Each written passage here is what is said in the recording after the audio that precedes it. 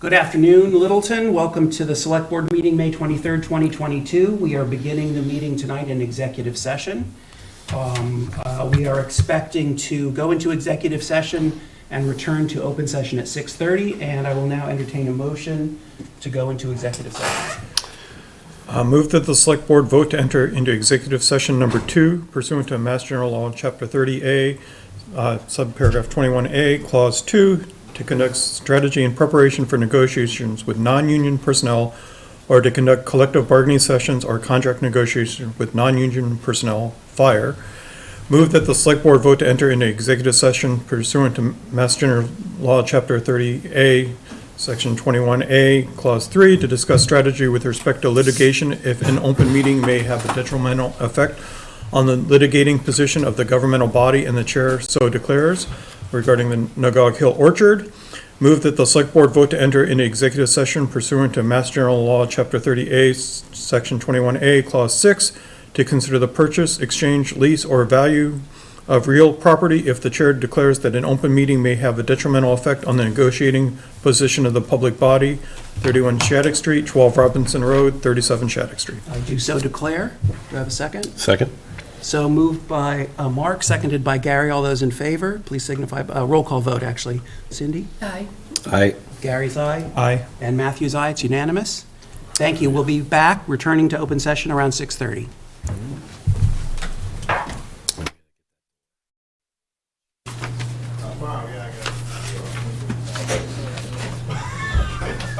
So many papers. I'll bring you one. Good evening, Littleton. Welcome to the open session for tonight's Select Board meeting on May 23rd, 2022. We'll begin, as we usually do, with a Pledge of Allegiance, led by Mark Brombacher. I pledge allegiance To the flag of the United States of America and to the republic for which it stands, one nation, under God, indivisible, with liberty and justice for all. Thank you. All right. Quick recap of our agenda. We're going to begin with the reading of the mail, and we have a Court of Honor, an Eagle Scout candidate here tonight. Following that, we have department board updates. Elder and Human Services will receive even more gifts, as they usually do. The appointment of a new sergeant for our police department. A fire department is going to request participation in a assistance dog program. A discussion of seasonal help at Nagog Orchard, and an intermunicipal agreement with Electrical Inspector Services. Following that, we'll have a public hearing at about 12 Robinson Road. Public input and members update. A joint meeting with the Master Plan Implementation Committee. We'll discuss a HCA for marijuana product manufacturing facility.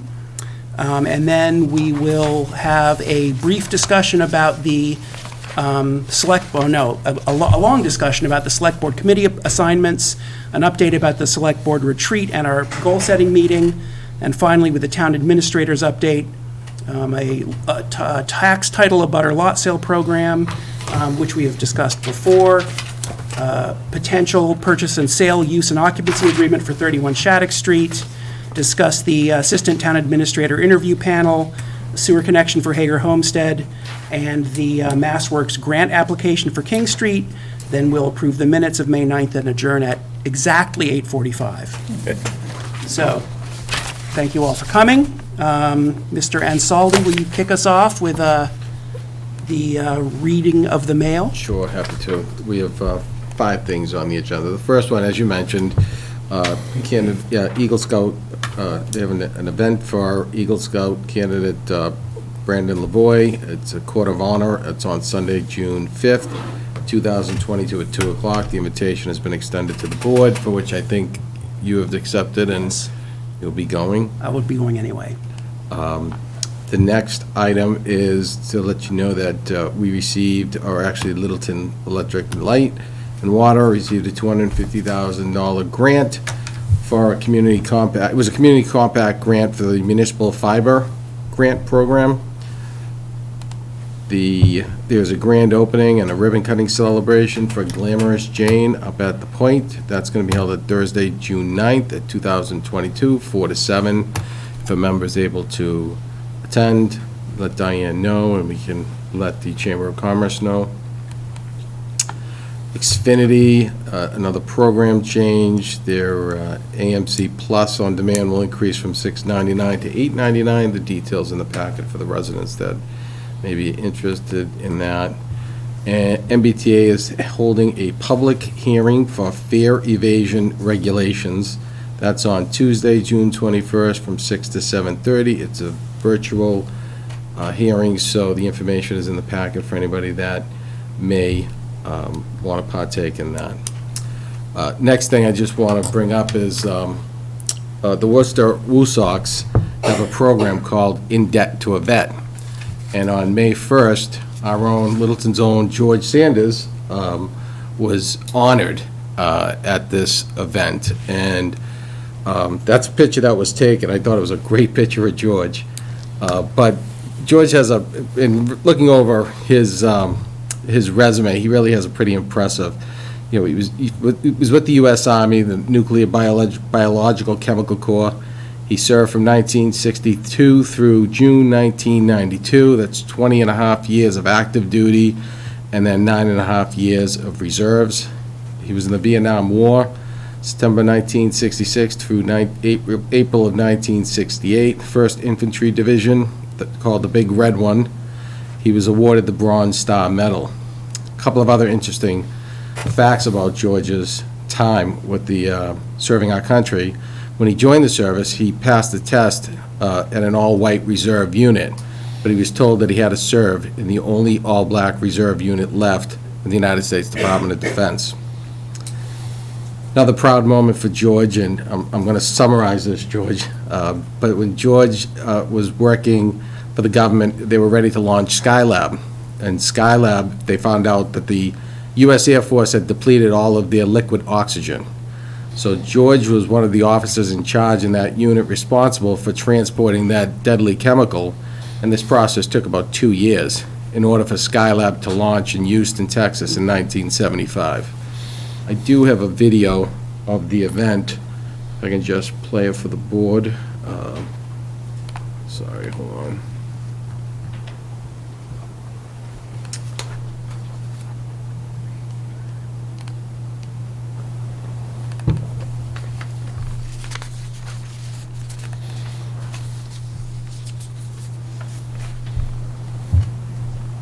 Is it showing?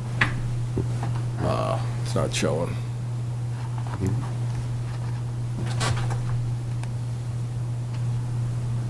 I see it at the bottom on that. I can see it too. It was the actual, it's the video of George at the game on the field. We'll share that Put it on with. the website. We'll share that with everybody, but, it was quite impressive and it was a nice event. Unfortunately, I couldn't attend, but great honor for George and really as a great representative of this community. Thank you. So, Mr. Sanders, we do have a citation for you here. I would just like to personally thank you for your service. I would also like to thank you for keeping us all honest here on the Select Board. I just wish that you would let us know how you feel more often, because I never know what you're thinking. But it's really been a pleasure getting to know you as I've been here on the board, and I look forward to many years of listening to your opinions. So thank you very much, sir. Thank you.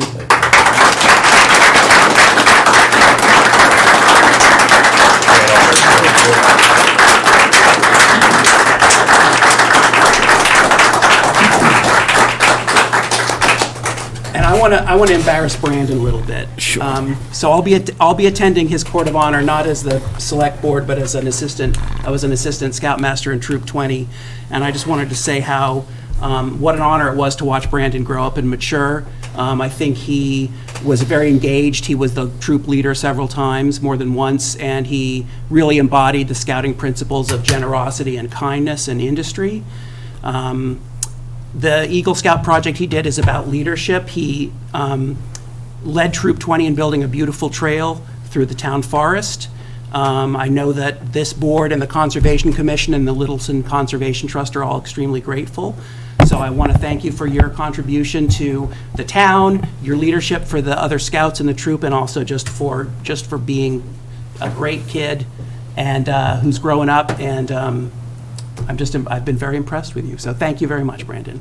I appreciate it. And I'll get you a fancy proclamation at your court of honor. Okay. All right. Department and board updates and requests. I guess we'll begin with Elder and Human Services. Sure. Thank you, Mr. Chair. Liz couldn't be with us tonight, so I'm going to just present hers. She has a request for donation acceptance, $2,500 from the John C. Morrison and Eunice B. Morrison Charitable Foundation for the TREAD Fund, and $665 from the Friends of the Littleton Council on Aging for the New Building Gift Fund. Great.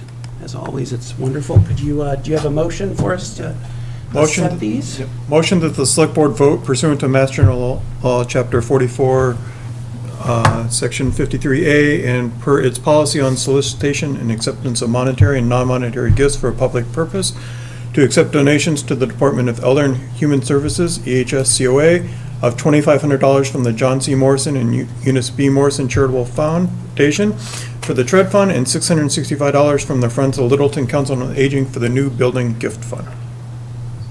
Second. Motion's made by Mark, seconded by Cindy. All those in favor signify by saying aye. Aye. The chair is in favor, so it's unanimous, 4-0. Thank you very much.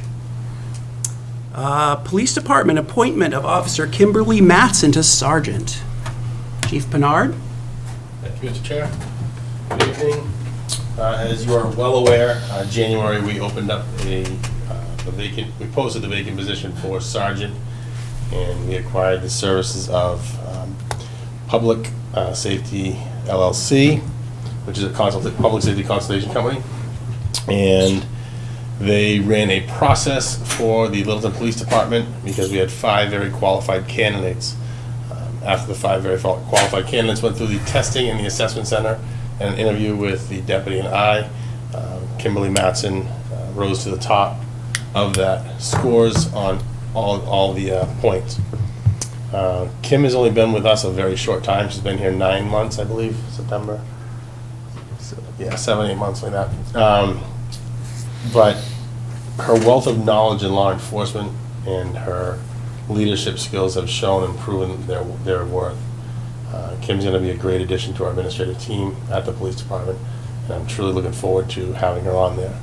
I request the board tonight to appoint her to that position as sergeant for patrol. Unfortunately, even though she has 25 years on, she'll still be going back to midnights. Would you like to say, Kim, would you like to step up and just say a few words? Sure.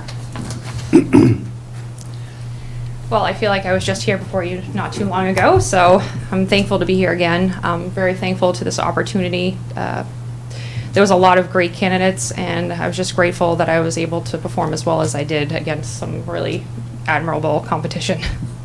I think it's great that we're promoting from within, and I think that your record speaks for itself, so thank you very much for stepping up, and welcome.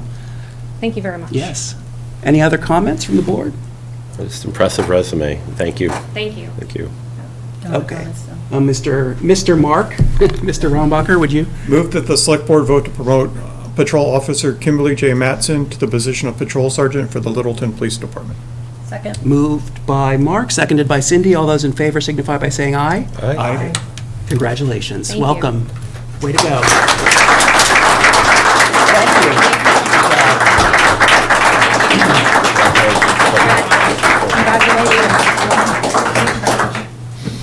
That's great. Excellent. Okay. Next, we have Chief Connor talking about assistance dog program. Welcome. Thank you, Mr. Chair. So I put together a proposal for a needs assistant dog. And what this is it's the beginnings of what will be a comprehensive critical incident stress management program within the fire department. And this first step, having the dog, is just a little bit different take on normally taking all the classes, which takes a long time. This is sort of something that immediately benefits the department once it happens. The wait time is anywhere between 3 and 30 months. It doesn't cost anything to the town. That's the biggest benefit of it. And what it entails is some fundraising on my part. I would be the handler, and the dog we've made available to the fire department first, and then any other town departments that might need it. Anytime there's an incident, it's been proven with other departments that have used this type of animal that they can seek out people who are having a hard time with some type of event, and then what we're able to do is focus efforts for critical incident stress management for that person that might be having a harder time. So it allows us to sort of prioritize our resources based upon the animal and what the animal picks up. It also opens us up for possible grant funding applications as the program grows. It sort of puts us in a category with some availability for federal funds that we wouldn't be available for otherwise. So what I would need from the board is just a letter of recommendation saying that you support the program, and then I have a meeting scheduled with them because it takes so long. I was going to start this previously, but when this position started, I moved it to here. So I have a meeting scheduled for June 1st to start the process, which could be, again, anywhere between 3 and 30 months. So if you have questions, I'd be happy to answer them. Anyone else have questions? I don't. I think this is wonderful. Thank you for taking on this initiative. I think it'd be a great addition to the community and the department, and definitely a lot of need and benefit to this type of service. So thank you. It's wonderful. I did, I read through the packet, so I was just curious, so this has nothing to do, you know, we associate Dalmatians with the fire department historically. No.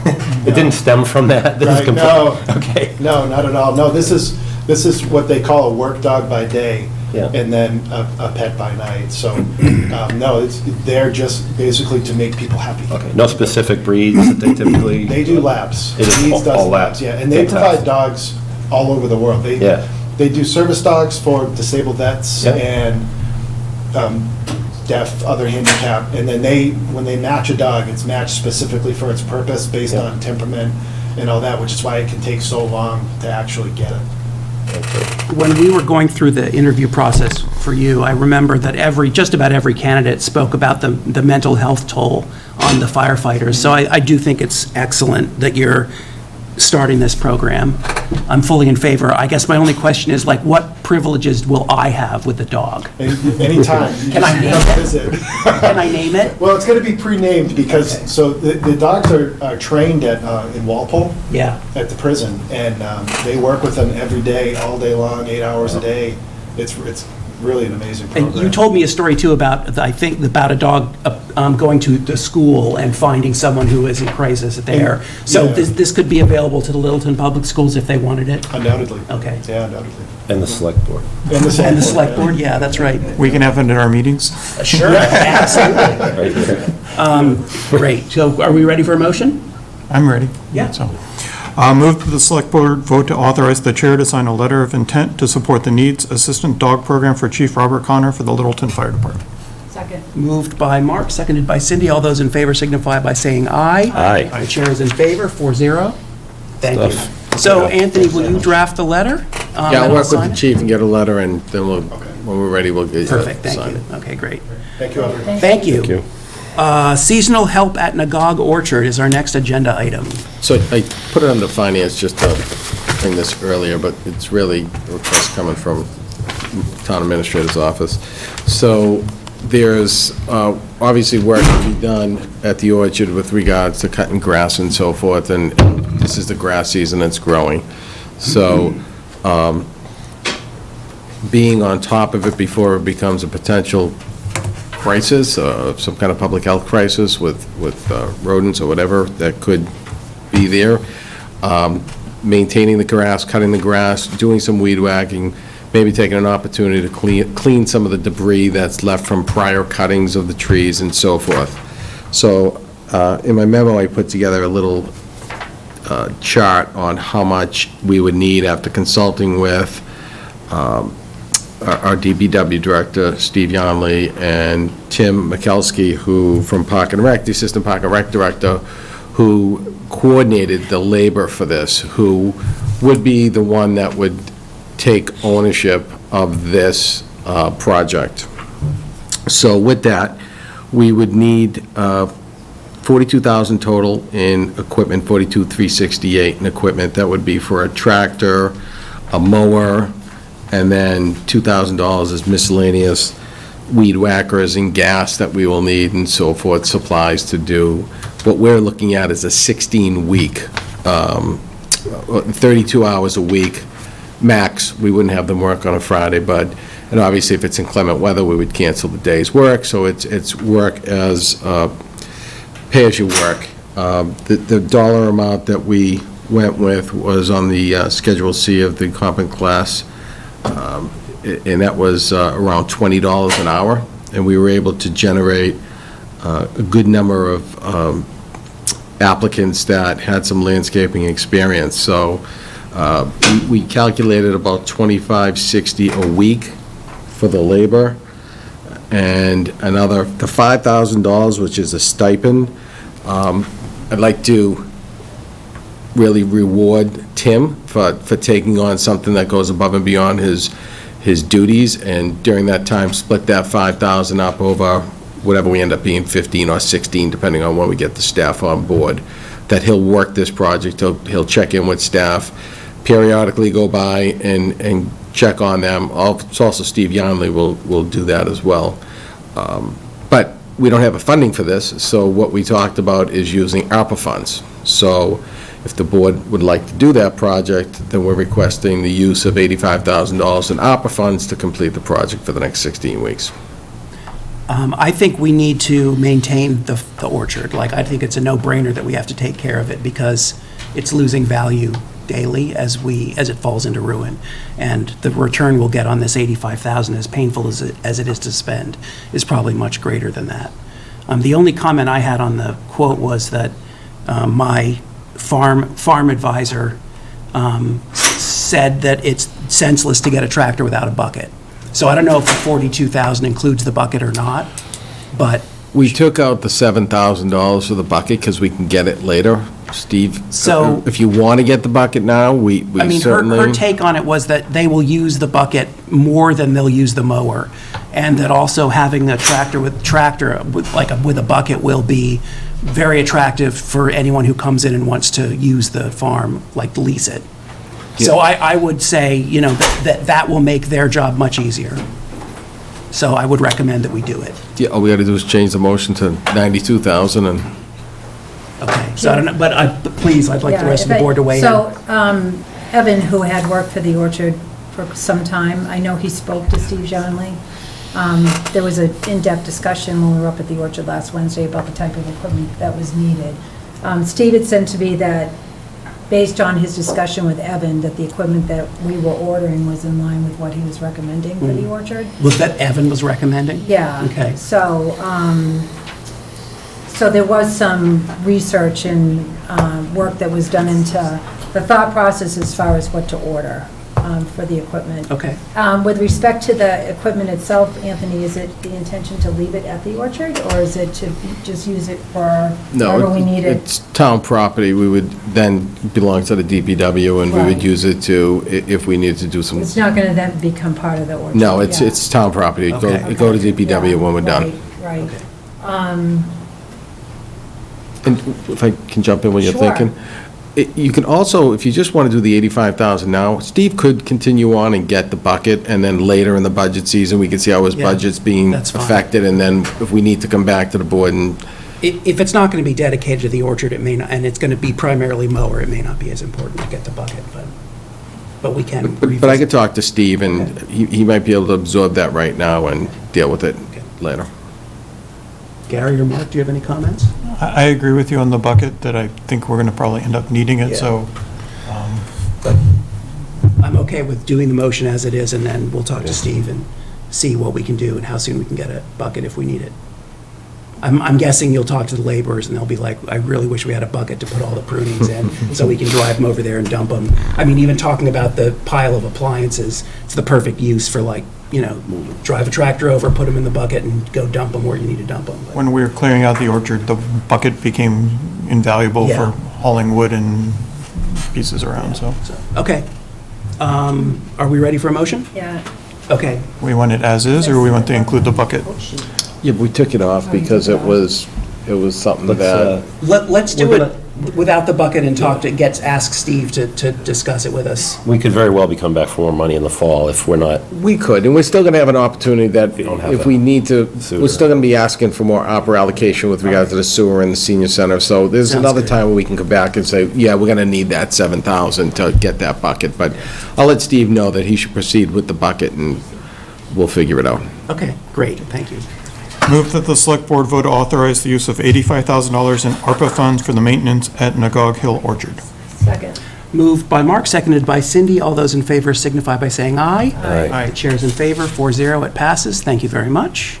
Next, we have Land Use and Buildings Department intermunicipal agreement with the town of Acton for electrical inspector services. So the town of Acton requested to share electrical inspectors. Right now, we have Bill for 20 hours a week currently. Acton, I think Bill did some work in Acton So Bill's actually on for 27 hours a week currently, for us. for us, yeah. So Bill would cut down to 18 hours a week for us, and then the remaining 22 hours would be with the town of Acton. The split on everything would be a 55-45. Acton would be paying the 55-45. And I have discussed that we feel that we can continue on with the 18 hours and get what we need out of Bill. And quite honestly, I talked to John Mangiarotti. If there's a heavier period, we work together. Okay, sounds good. If I may, Yes. Mr. Chair. So it's a three-way win. I want to explain that Acton actually changed the way they were going to be doing business with their contract employees, and they wanted to move Bill into a full-time employee position or a part-time position. When I brought that to Anthony, he's the one that suggested we move forward with the intermunicipal agreement. We worked through HR to do that. They were on board. And Bill at first was a little apprehensive, but I have to say, when you get to see how the numbers work out for him and the larger deposits into his retirement account, it's a win for all three. Our town, Littleton's going to generate a savings. Acton's picking up a little bit more of the cost, and Bill gets to contribute more to his retirement. Good. So Thank it's you. a win all the way around. Any comments from the board? I think this is fantastic. I think we want to think about doing this with some other potential positions, just being more regional. If there's any other opportunities that come our way, this is a great use of the work, sharing resources. I think it's all great, too. Does he stay on our scale? Yes. He's on our scale, yep. Yeah, Everything's run through Littleton. Yeah, Okay. we are the employer, and they will bill them quarterly. So Okay. I'm sure Acton didn't complain. All right, we're ready for a motion. Move the select board vote pursuant to Mass General Law, Chapter 40, Section 4A, to authorize execution of an intermunicipal agreement with the town of Acton for electrical inspector services with a term from July 1st, 2022 to June 30th, 2023. can I just do a discussion on this, just so the board knows? Yeah. So this will automatically renew for year to year unless somebody says that they want out, up to a maximum of 25 years. Okay, So just so the board knows that. And normally by January, we asked in the contract that, let us know, because that's the budget time, and if that was going to be the case, then we all need to adjust our budgets. so we would be reminded each year that we're doing it, like as a board, or someone would be paying attention to the fact that... We would discuss it during the budget period, and Ed would be saying, yep, everything's going great, and we're going to keep it just as it is, and Sounds we good. have no intentions of asking out of our end of the deal. Sounds good. One more point of discussion before we Yeah, take sure. a second. Supervision, I didn't even go, so. So supervision falls to the town of Littleton in general, but for the 22 hours that he's working in Acton, their building commissioner would have supervision. So you'd have the evaluation of the employee every year, you just get input from, Correct, yep. We would do ours, they would do theirs. Yep. but it would be one evaluation through. Not necessarily. We would do our evaluation based on the services he provides to Littleton. Acton would handle their own. Okay. Thank you. Can I have a second on the motion? Second. So moved by Mark, seconded by Gary. Is there any further discussion? All those in favor, please signify by saying aye. Aye. Chair's in favor, 4-0. Thank you very much. Thanks. Thank you very much. All right. Public hearing, 12 Robinson Road. Hey, we're only like 4 minutes behind. It's a new record. So I would like very much, when you step up to the mic, to please state your name, if you're going to speak, your name and address, and please address your comments through me, not to other people in the room. I want to be sure that we have time for everybody's comments, so if you would please be concise. I think this applies to board members as well. Please know what you're going to say before you say it. And I would like to start with members of the public, if they would like to speak. Mr. Chair, we need Yes. a motion to open the public Oh, hearing. thank you very much. I forgot about that. Okay. And clerk, if you can read the public hearing notice too, please. Move that the select, what do you want me to read? There's a public hearing. The public notice. hearing notice, it should be after that sheet. I think Diane probably It's a included long it. one. Yeah. So make the motion This first one? and then read that. Yeah, please, thank you. Make the motion open and then read this. Move that the select vote to open the public hearing. The Littleton Select Board will conduct a public hearing on Monday, May 23rd, 2022 at 7 PM in the Littleton Town Offices, Room 103, 37 Shattuck Street, Littleton, Mass., to review the RFP responses to 12 Robinson Road. A copy of the RFP responses may be seen at the Select Board Town Administrator's Office, Room 306, at 37 Shattuck Street, Littleton, Mass. Comments thereon may be submitted in writing to selectboard@littletonmass.org or to the Select Board Town Administrator's Office, 37 Shattuck Street, Littleton, Mass. 01460 by noon on Wednesday, May 18th, 2022, or in person at the hearing. Littleton Select Board, Matthew Nordhaus, Chair. Yes. And then, did you do the motion to open the public hearing? I started with that. Okay. And it'll be seconded? Moved by Mark, seconded by Gary. All those in favor, please signify by saying aye. Aye. Aye. Chairs in favor. All right, now the hearing is open. Thank you.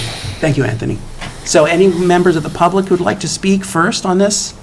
Can I just ask, so Historical Commission, the joint meeting, do you have to open that one since we're a quorum? It's not a joint meeting. Yeah, but we'd like to hear.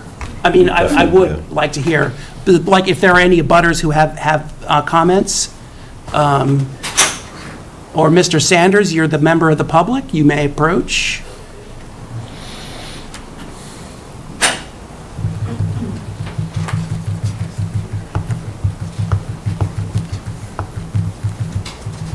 Mr. Chairman and members of the board, thank you very much. I really hope that our two new members here had an opportunity to go and check that community and see what they had to say, because I'd be interested in if you did your due diligence in letting the people know here what transpired in terms of what the people had to say over there.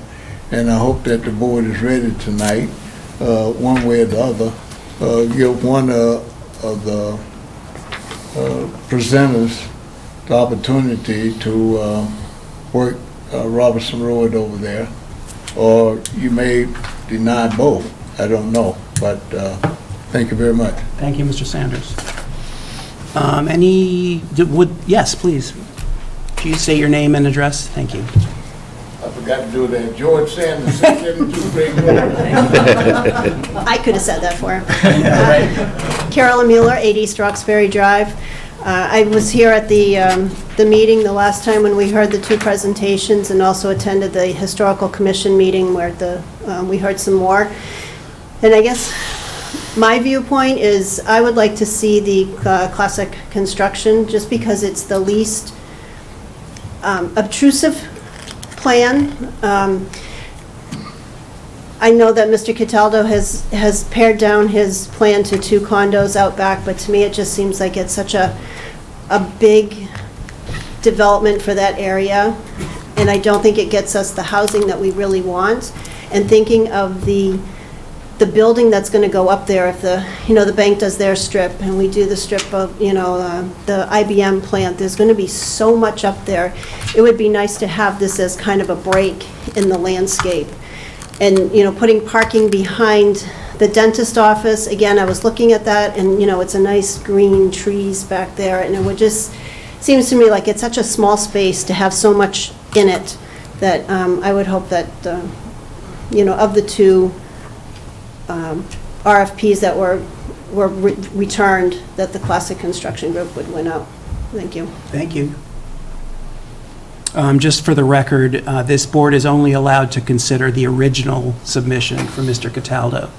So we are looking at the unchanged one. Does anyone else like to speak? Otherwise, I'll throw it to the board. Yes? Go ahead. Here you go. Linda Stein, 81 New State Road. I'm also Chair of the Historical Commission. I have a brief statement, and then I would also like to submit more detailed comments from the Historical Commission. The Littleton Historical Commission looks forward to working with whomever ends up purchasing 12 Robinson Road to implement the requirements of the historic preservation deed restriction and to more generally preserve the historic character of the site. Both candidates have expressed a commitment to preserving the historic structure and working with town boards going forward, and we thank them both. After careful review and deliberation, the Littleton Historical Commission recommends that the RFP for 12 Robinson Road be awarded to Classic Construction. This recommendation is based on the written proposals submitted and subsequent presentations and interviews with both candidates. 5 commission members voted to recommend Classic Construction, 1 member abstained, and 1 member was not present for the vote. Classic Construction's proposal offers more protection and preservation of the structure in its original form. The proposed reuse will largely restore and rehabilitate the existing structure and keep most of its current features. The property in future years could be repurposed or returned to a single-family home. Classic Construction also has significant experience in historic preservation projects in several other towns, as well as in Littleton. And their proposal would have the least impact, that is, the smallest footprint on the historic character of the property. The historical, I said I was going to give you more detailed comments. And again, the Historical Commission looks forward to working with whomever purchases 12 Robinson Road property to preserve the historic character of the site. Thank you.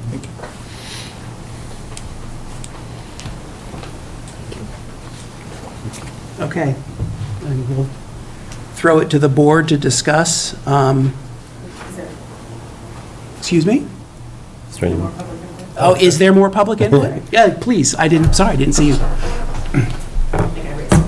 I wasn't prepared for the microphone either. Okay.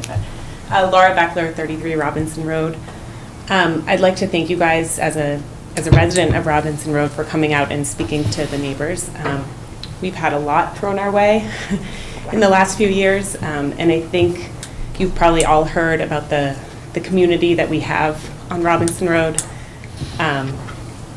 It's just a very small road. We are losing residences on that street.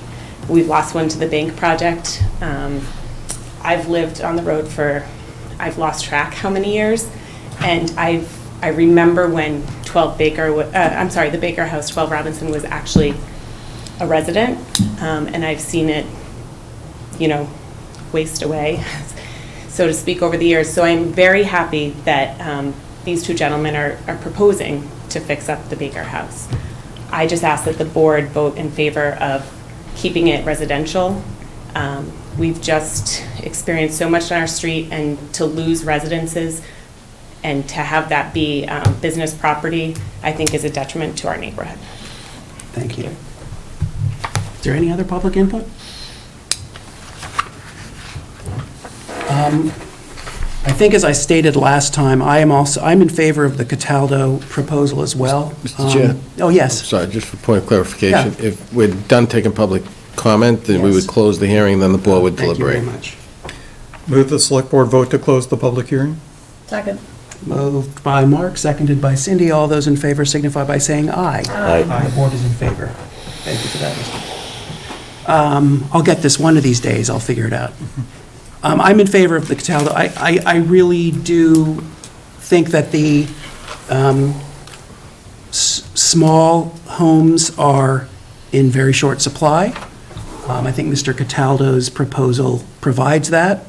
It does maintain the residential state of that building. I think it also it also pays back the taxpayer money that we used to purchase the building and rehab the roof. So although that one isn't the most important thing to me, I think it should be part of the calculus here. And that's what I have to say right now. Any other board members who want to speak to this, please let me know. So, Yep. okay. Thank you. Thank you, Mr. Chair. I want to thank both applicants for coming forward with their proposals, two very similar but unique proposals. One more in line with what I anticipated when we began this process, and the other one not so much. So I'm going to start with Classic Construction, who is the applicant that I am favoring to be awarded the RFP. Classic Construction is a business, as they have presented. This is what they do. They rehab historic homes. I like the fact that they're going to rehab and use the property. They have a limited number of employees. I think they said they have 3 or 4 employees who would be parking on the site. What they're proposing has the least amount of impact on the house itself, which could then be repurposed later for later years, maybe for housing down the road. I think that aesthetically it will fit better with the community. I liked a comment that was made by, I forget who made it earlier, that it will kind of break up things nicely. I mean, Northern Bank is planning to develop Great Road. We don't really know what that's going to look like yet, but it's going to be vastly different than what we're looking at right now. And I think the way it's going to preserve the site just really sits well with me. As far as the Cataldo proposal goes, the historic restriction is just for the house alone. It would not pertain to any units built out back.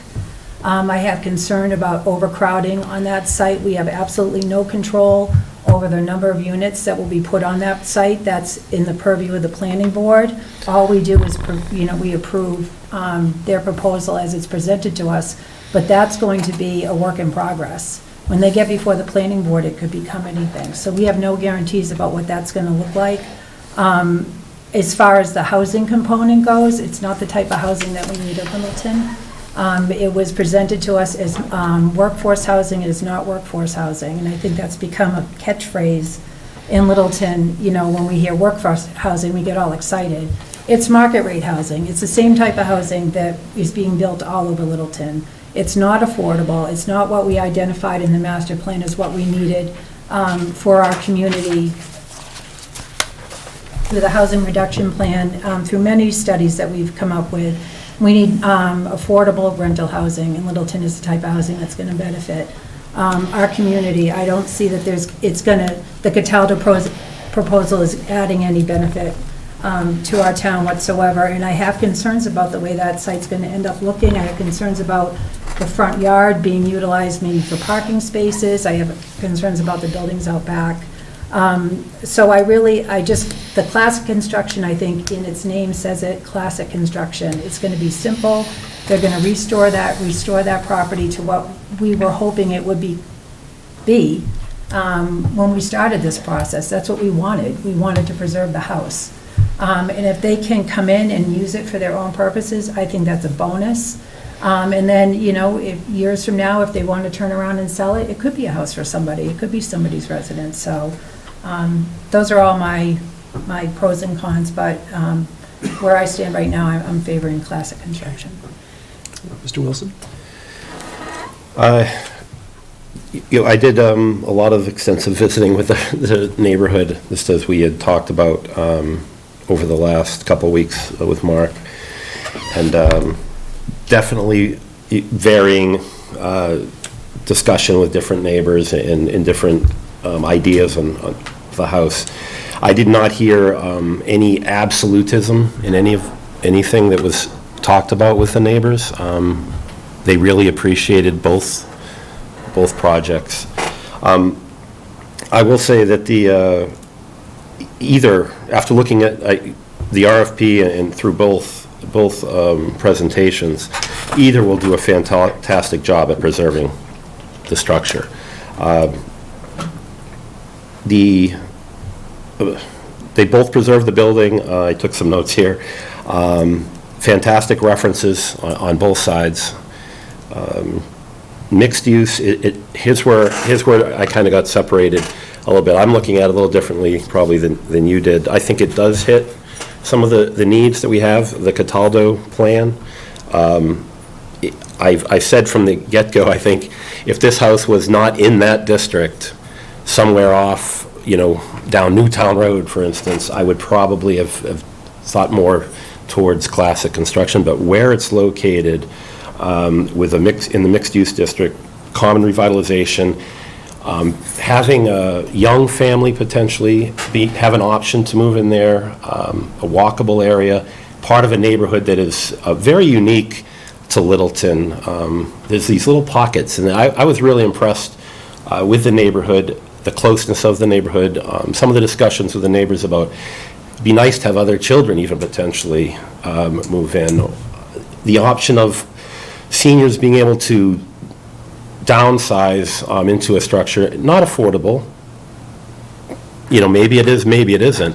But having a senior family or a couple being able to downsize from a large home into a smaller home, I think gives another spot for walkability and something that I think we're really trying to drive home in the common. I think the parking off the street was a big part as well. I think looking at the plan, moving a lot of the parking behind, there's a problem on that road, and I think the residents, with or without what's going to happen here, we still have a problem on that road that we're going to have to address. So I think this one solves one of the problems right away. We're not adding, more issues onto the streetway itself. I think there was some interesting little intricacies, I think, in the Cataldo presentation about a potential little area out front that would preserve it would have a signage, maybe a bench where people could actually, once the common is a little bit more revitalized, a walking area, you can walk and see what that building and that piece of land was all about, and what took place there. I think we need to trust the planning board to work the specifics on this. I think it's important. That's what they're charged with. And I truly appreciate what the Historical Commission brought forward. And I understand where you're coming from in your vote. I just think this piece of land and where this is located lends itself to that exactly. I think it's a fantastic presentation, and I fully support the Cataldo plan. Thank you. Thank you. And Mr. Rombacher? So I will say that I've been back and forth on this several times. Gary and I have been out to the property. I think I've been out there 3 times meeting with the neighbors. The neighbors don't have a consensus one way or another on this. They're like, just do the right thing. After looking at these, I'm going to favor classic because I think they do the right thing for the house. More than, the problem I see with the Cataldo proposal is it is actually changing the character of the house more than classic. Classic is keeping the house exactly as it is. Cataldo's has to change it to make it 2 units. If we talked before, there was the talk of potentially a museum or performance space there. The classic proposal doesn't rule that out as something that could happen in the future, whereas if it becomes condos, there's really no going back. So I'm more in favor of the classic proposal. Well, I guess I want to take the long view. I found my notes finally, sorry. I think that a restored building turned into offices might feel like a safe bet, but we don't need any more office buildings in town. And it's, safe for the short term. And I'm sure that Classic would do a wonderful, beautiful job of restoring that. But they could sell it, or someone running their business could change the use, or do whatever zoning allows to the rest of that property. So I do understand the concerns of the residents. I appreciate their engagement as well. I mean, they've been very successful in preventing projects that didn't fit the character of the neighborhood. I do think that this fits the character of the neighborhood quite nicely. I think that the appearance of the house will remain static. The addition is on the back. I don't think that there'll be any substantial visible changes to it. I think that we need properties for first-time home buyers. The units will get snapped up at market rate, which is fine, because we don't have any small houses in Littleton, So I agree that both proposals don't change the outside character. Yep. The Cataldo changes the inside character. Okay. So if you really want to preserve the house, you're preserving how it looks from the road, but you're not preserving what it is inside. Cataldo has to put an extra kitchen, an extra staircase on the outside, all of that. Yeah. I do agree that the Cataldo proposal has the advantage to the residents in that they know exactly what that property is going to look like forevermore, right? They don't have the worry that Classic will sell it and something else is going to happen. But as far as the businesses, it's still a 3-4 bedroom house, however many bedrooms there are. No one's can change the footprint of the house internally or externally. So yes, a business could potentially go in there if they can fit in exactly that footprint, right? They're not going to be adding on, they're not going to be changing the room. So yes, you have the concern potentially of a business, but even like moving the dentist over, like, I don't know that the dentist could fit in a building like that, right? So yes, there is a concern of that, potentially being a different business over time, but I don't think it's a huge risk with that house. That's my personal opinion. I mean, I think the biggest benefit that I see is that it provides something that Littleton needs in terms of small houses. It's in the middle of the form-based code district, which is going to be theoretically mixed use with small apartments and so forth. And once it's built, it's not going to change. I mean, those condos are going to stay the same, and just like the office building. I agree they're going to be small. I don't think they're going to be at all affordable for any first-time buyer. No, but as Mr. Wilson pointed out, there are a lot of people who want a smaller house or one with less maintenance, and they can't find one. A single parent who wants to have a 1-bedroom or a 2-bedroom, or a senior who wants to sell their large house and move into something small with less maintenance. Those are things that we do need in Littleton, in addition to the rental properties. I agree that we need those. I'm not sure that that's what you're going to get 2 units. No, we're going to get 5 units.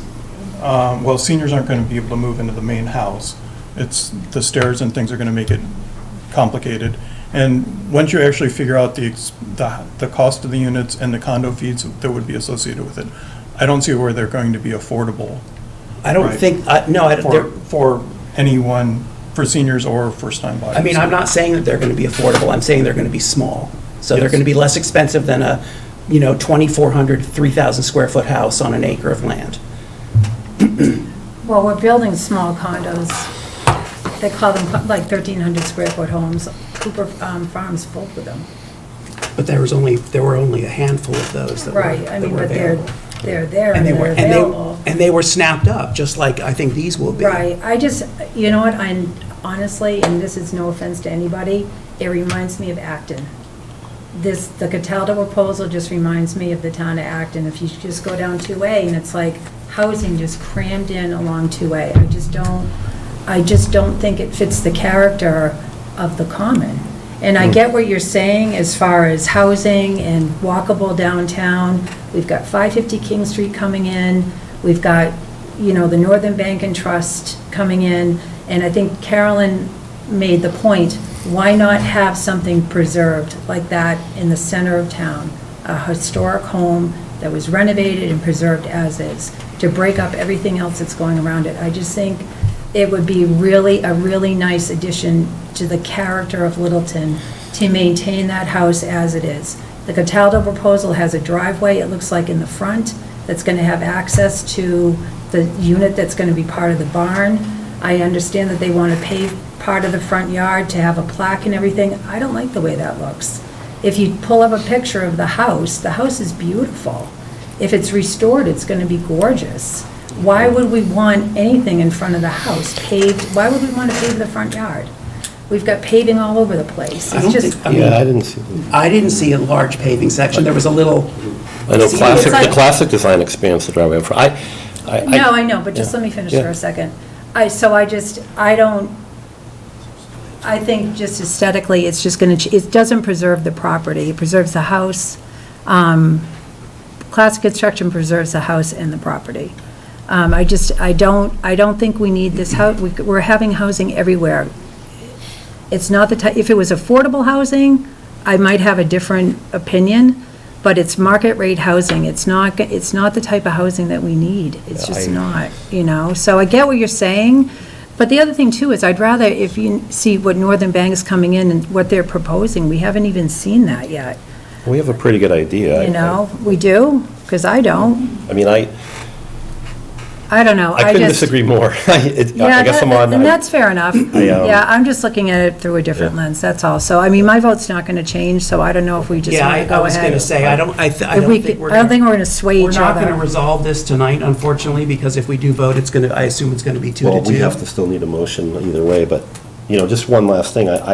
Both of these plans preserve the house. I mean, I know, I'm not ever going to probably go into classic construction, whatever they do, so I'm not going to know what the inside renders or what beam they left, but the outside is still going to have that charm and character, you know, represented. And that's something that the Historic Commission is going to make sure of, and that's something that the Planning Board is going to make sure happens. So all of the other boxes in the RFP, there were more checks. If you just went off of that, there were more checks from from Cataldo's plan.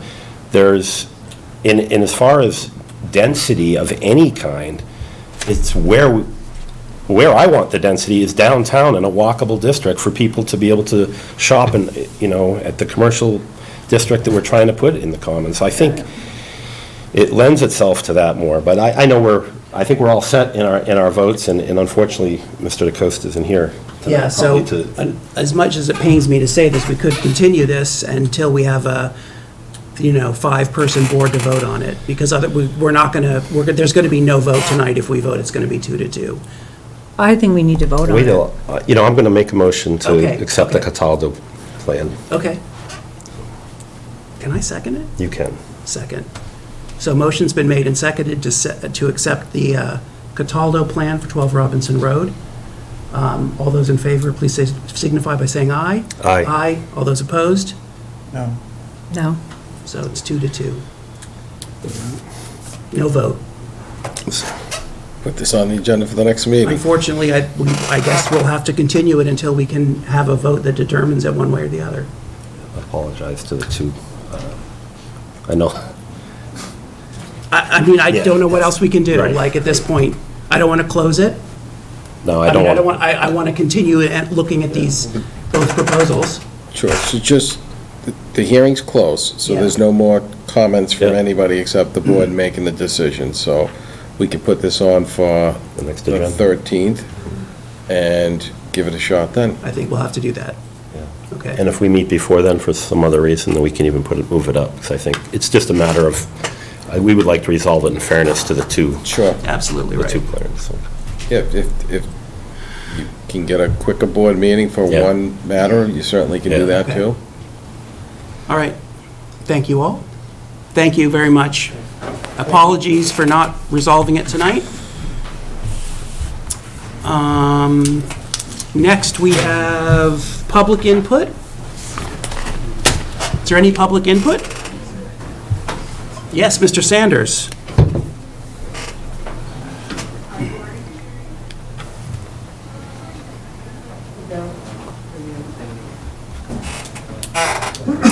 Good on time still? George Sanders, 672 Great Road. Mr. Chairman, I don't know about, I don't know, but there are some towns and cities that they authorize, if there's a member that is missing at the meeting, that they can do a telephone call-in on the meeting. Maybe the town of Littleton should consider that, because you know, I don't know how many times you're going to run into a situation that you got 4 people and you go head-to-head, 2-2, and it would be nice if you had some mechanism that you could allow that to happen. Yeah. Because I'm sure that these contractors, the proposals here, they're getting a little, probably say unhappy having to come back again. So hopefully, y'all will consider that. Thank you. Thank you. The Chair, so I did notice, I was looking through some of the stuff that's on the floor right now being voted on at state level, and that exact vote is being made on whether we... We can allow remote Yeah, through voting. December, I Yeah, think, okay. yes. So we'll see. Board member updates, Ms. Napoli? So we had a walkthrough, a facility walkthrough of the orchard last Wednesday with the Orchard Working Group. Mr. Rombacher was there, and a few, another farmer from town, and as well as a gentleman that used to work at the orchard back in the 80s. So it was really interesting to walk the property. It's a beautiful piece of property. So there's some things that the board needs to address as far as things that were left behind by our former lessee. So I just would like to, I don't know, I'm going to defer to you, Anthony, on the best way to do that, just to put it on an agenda for a future meeting, so we can talk about how to handle that, or... Sure, we could do that for the next meeting. And that's it. So we have some volunteers that are going to be coming up to mow the property, in case you've driven by there and said, oh, when are they going to cut the grass? We're working on that, and we were lucky enough that we had a group of volunteers, as well as a contractor that came out and was able to do a lot of pruning up at the orchard. So we got that done, but we're just trying now to get the grass area mowed and continue moving forward. With just upkeeping that property, we did issue a new RFP, and the deadline for submissions is June 15th. Great. So we're looking forward to getting those applications submitted to the town, and that's it. Mr. Wilson? You know, I don't have a lot yet, but, you know, I wanted to thank the Robinson Road residents, because we, and Mr. Mullen for meeting us out there, to let us, Mark and I, at least go through the house for the first time to get an idea what both of those gentlemen are up against as far as restoring that building. But the residents were fantastic. They were very engaged, a wonderful sense of community, and I think it's important it's nice to see that still exists, so, Yeah. yeah. Mr. Rombacher? So I was at the middle school play yesterday. The Aliens Are Coming, and I highly recommend everyone go tomorrow night at 7 to their last performance. Thank you. Gary, Anthony, and I met with Nick from the Water Department and got an overview of the state of the sewer project. Nick stated that he would be happy to update any board members who are interested in it, either as a one-off or in an ongoing basis. It's about, I believe the sewer is now about 90% designed, so it's very close to going out to bid.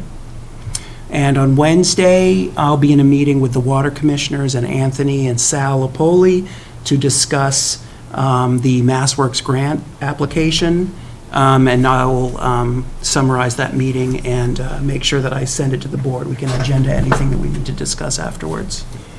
And then Anthony and I had a couple emails back and forth about the Super Saturday, which is now Super Thursday, meeting with the department heads. I just wanted to talk to you a little bit about the format. Like, is it one department head at a time? Are they all coming in at once?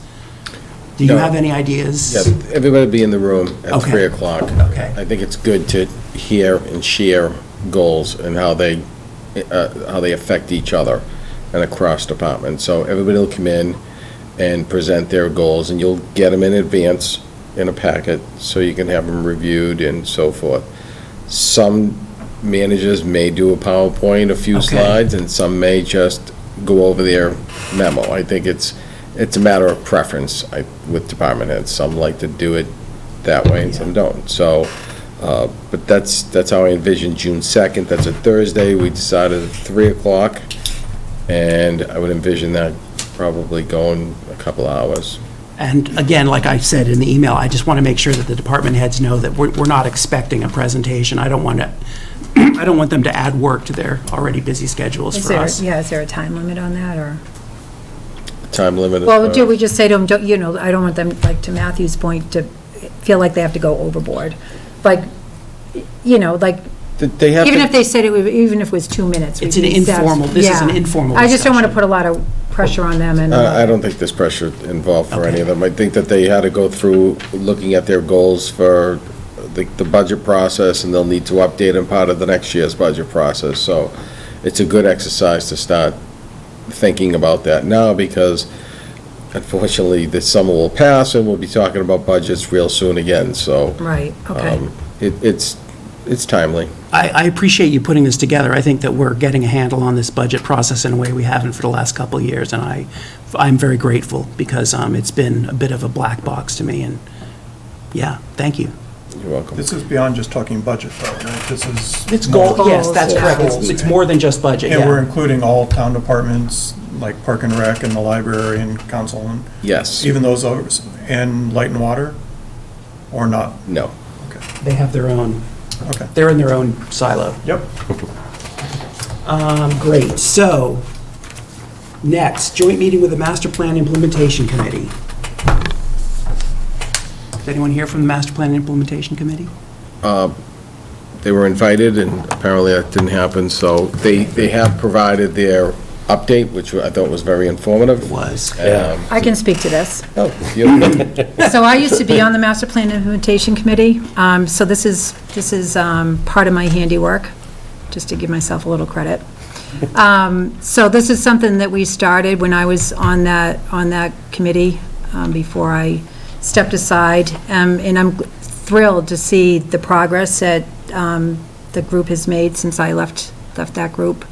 So basically what this is it's just an overview of, there's key themes throughout the master plan. If you haven't dived into that report, I would strongly suggest that people do. It's really informative, especially if you're new to Littleton or if you're new to our board or a committee. It really tells you a lot about the town. A lot of people think that we just come up with ideas randomly, but we are actually trying to follow a plan. We have a plan, a master plan.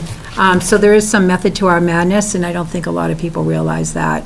So this is a work in progress, clearly, but there's all different areas, and you can see that we've accomplished a lot. One thing that I've learned from being on the board and attending the MMA and different breakouts with different communities is a lot of communities either don't have a master plan, or if they have one, they actually don't have a committee that's implementing it.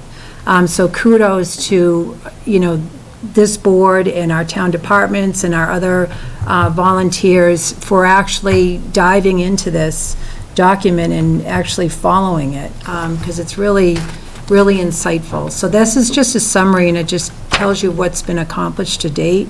And one of the things, the reason I wanted the Master Plan Implementation Committee to come in is for us as we go through our goal-setting process to identify gaps, like what other areas should we focus on now, that we haven't dove into, I think would be helpful overall as a board. So I did have some questions on the presentation that they had. I don't know if you can answer them. I'll try. So one is that the Littleton Common Revitalization Committee seems to be extraneous at this point. Is that, and I can't tell whether that's met in years? They have not met. Okay, all right. Yeah, So, because we have a Littleton Common Revitalization Roadmap, which is another really interesting report, and there's actually a bunch of action items at the end of that report that no one's taken on. yeah. But a lot of those items, Matthew, are honestly things that we're already addressing through other committees, the planning board, the select board, the finance committee, and the master plan process. Has there been any conversation with the Lupoli companies about how the revitalization of the common and that plan fits in with his plans?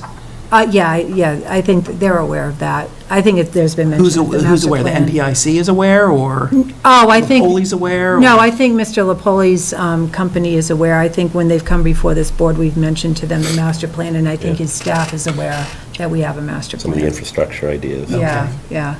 And then I guess the other thing would be, there are so many goals on that Right. matrix, like 67. I know. And so many of them are in progress. Do you have any sense of what they are actually tackling? And like ongoing, are they meeting regularly and implementing stuff? Well, I think it really depends. So let's just, like planned growth, the 40R Smart Growth District down at the Yeah. train station is an example. That's noted as in progress, but clearly we don't know what's really going on with that. Like the Another one is Thriving Town, just trying to, what is this, Taylor Street, Balsam Lane? Like, a lot of it's like the sidewalk improvements and things like that. Those are all ongoing, and that's why it's noted as in progress. So it really just depends on what you pick. Like, we have the sewer system, this Yeah, okay. downtown sewer. I was just wondering if they had some things they were trying to get, like, are there things that they're trying to implement that were on that plan, in that matrix So, specifically? as far as, what I was hoping is that they would come to us and show us where the gaps are. Because really, Master Plan Implementation Committee, they're an advisory group. They don't actually implement anything. Right. They don't have a budget. They don't spearhead a project. They just give us direction, and they give the planning board direction, and that's what their role is. So, yeah, so they're not actively working on everything everybody else is, and they're just trying to guide the process. Right, I guess as the ones who are invested in reading that and following it, they would have the sort of the knowledge to tell us, okay, here are the Exactly. important things, so like, I would love to hear what those are. Yeah, like where are the gaps and, what's really close to being completed Yeah. that could just use a little bit more boost, whether it's manpower or funding or something, would be helpful. So if I can recommend, I can circulate this to department heads so they can get an update and they can maybe incorporate some of those, or maybe speak to some of those issues. And then also, we can send it out to various boards and committees so they can be reminded that we have the master plan and here's the progress and. Right, yeah, that would be great, because a lot of the boards and committees actually contributed to this summary. Right. As we were putting it together. So, yeah, that's a great idea. It's an easy document to forget about. I mean, this, I think some of the residents, some of the things we talk about at every meeting somehow lead back to this, and Yeah. people wonder, why are they harping on one thing? It's like, well, the residents had a big part of this. Right, yeah. So these 60 whatever goals, a lot of charrettes were made, I remember all Yeah. of these Putting those taking stickers on the place, and board, a lot of yeah. professionals were hired to assist with this, and a lot of boards participated, so making sure that, we're listening to the public in that vision when we're talking about a lot of things that we're doing in town. I know we had received a mailing, I think from a resident, I can't remember the name of the individual, that talked about, we're going to come up on this, dissolving one of our boards on there. Yeah, Well, the reason why we can't is really because it's mentioned all over this plan on why, I think it had to do with the train station. Station revival, area, that yeah. area, Yeah. So I think it's very important that we not only remind the boards about this, but make this even more available to the public, however we Right. have to do Well, it. so one of the Because things- it's such a great document. Right, when we established the Master Plan Implementation Committee, they're supposed to actually present at town meeting every year. Yeah. An update to the public. Yeah, maybe Which hasn't yeah. happened, so I mentioned that to the committee members, and just saying at fall town meeting, just do a quick little Fall, yeah. overview and have something there, just for residents to look at, I think would be helpful. The next two meetings, to remind the board, is a perfect opportunity to talk about this, because you're going to be appointing a lot of boards and committee seats. So, certainly that's a good time to remind boards and committees that working towards the master plan goals is something that we should all be working on. so maybe we should invite the Master Plan and Implementation Committee back at some point in the near future, because, Sure, in the future, we could do that, get another update. great. So I just had a couple of comments. So a lot of these things that say achieved, I hope they don't drop off the list, because there's things like, we established an invasive species plan, or we planted a wildflower garden.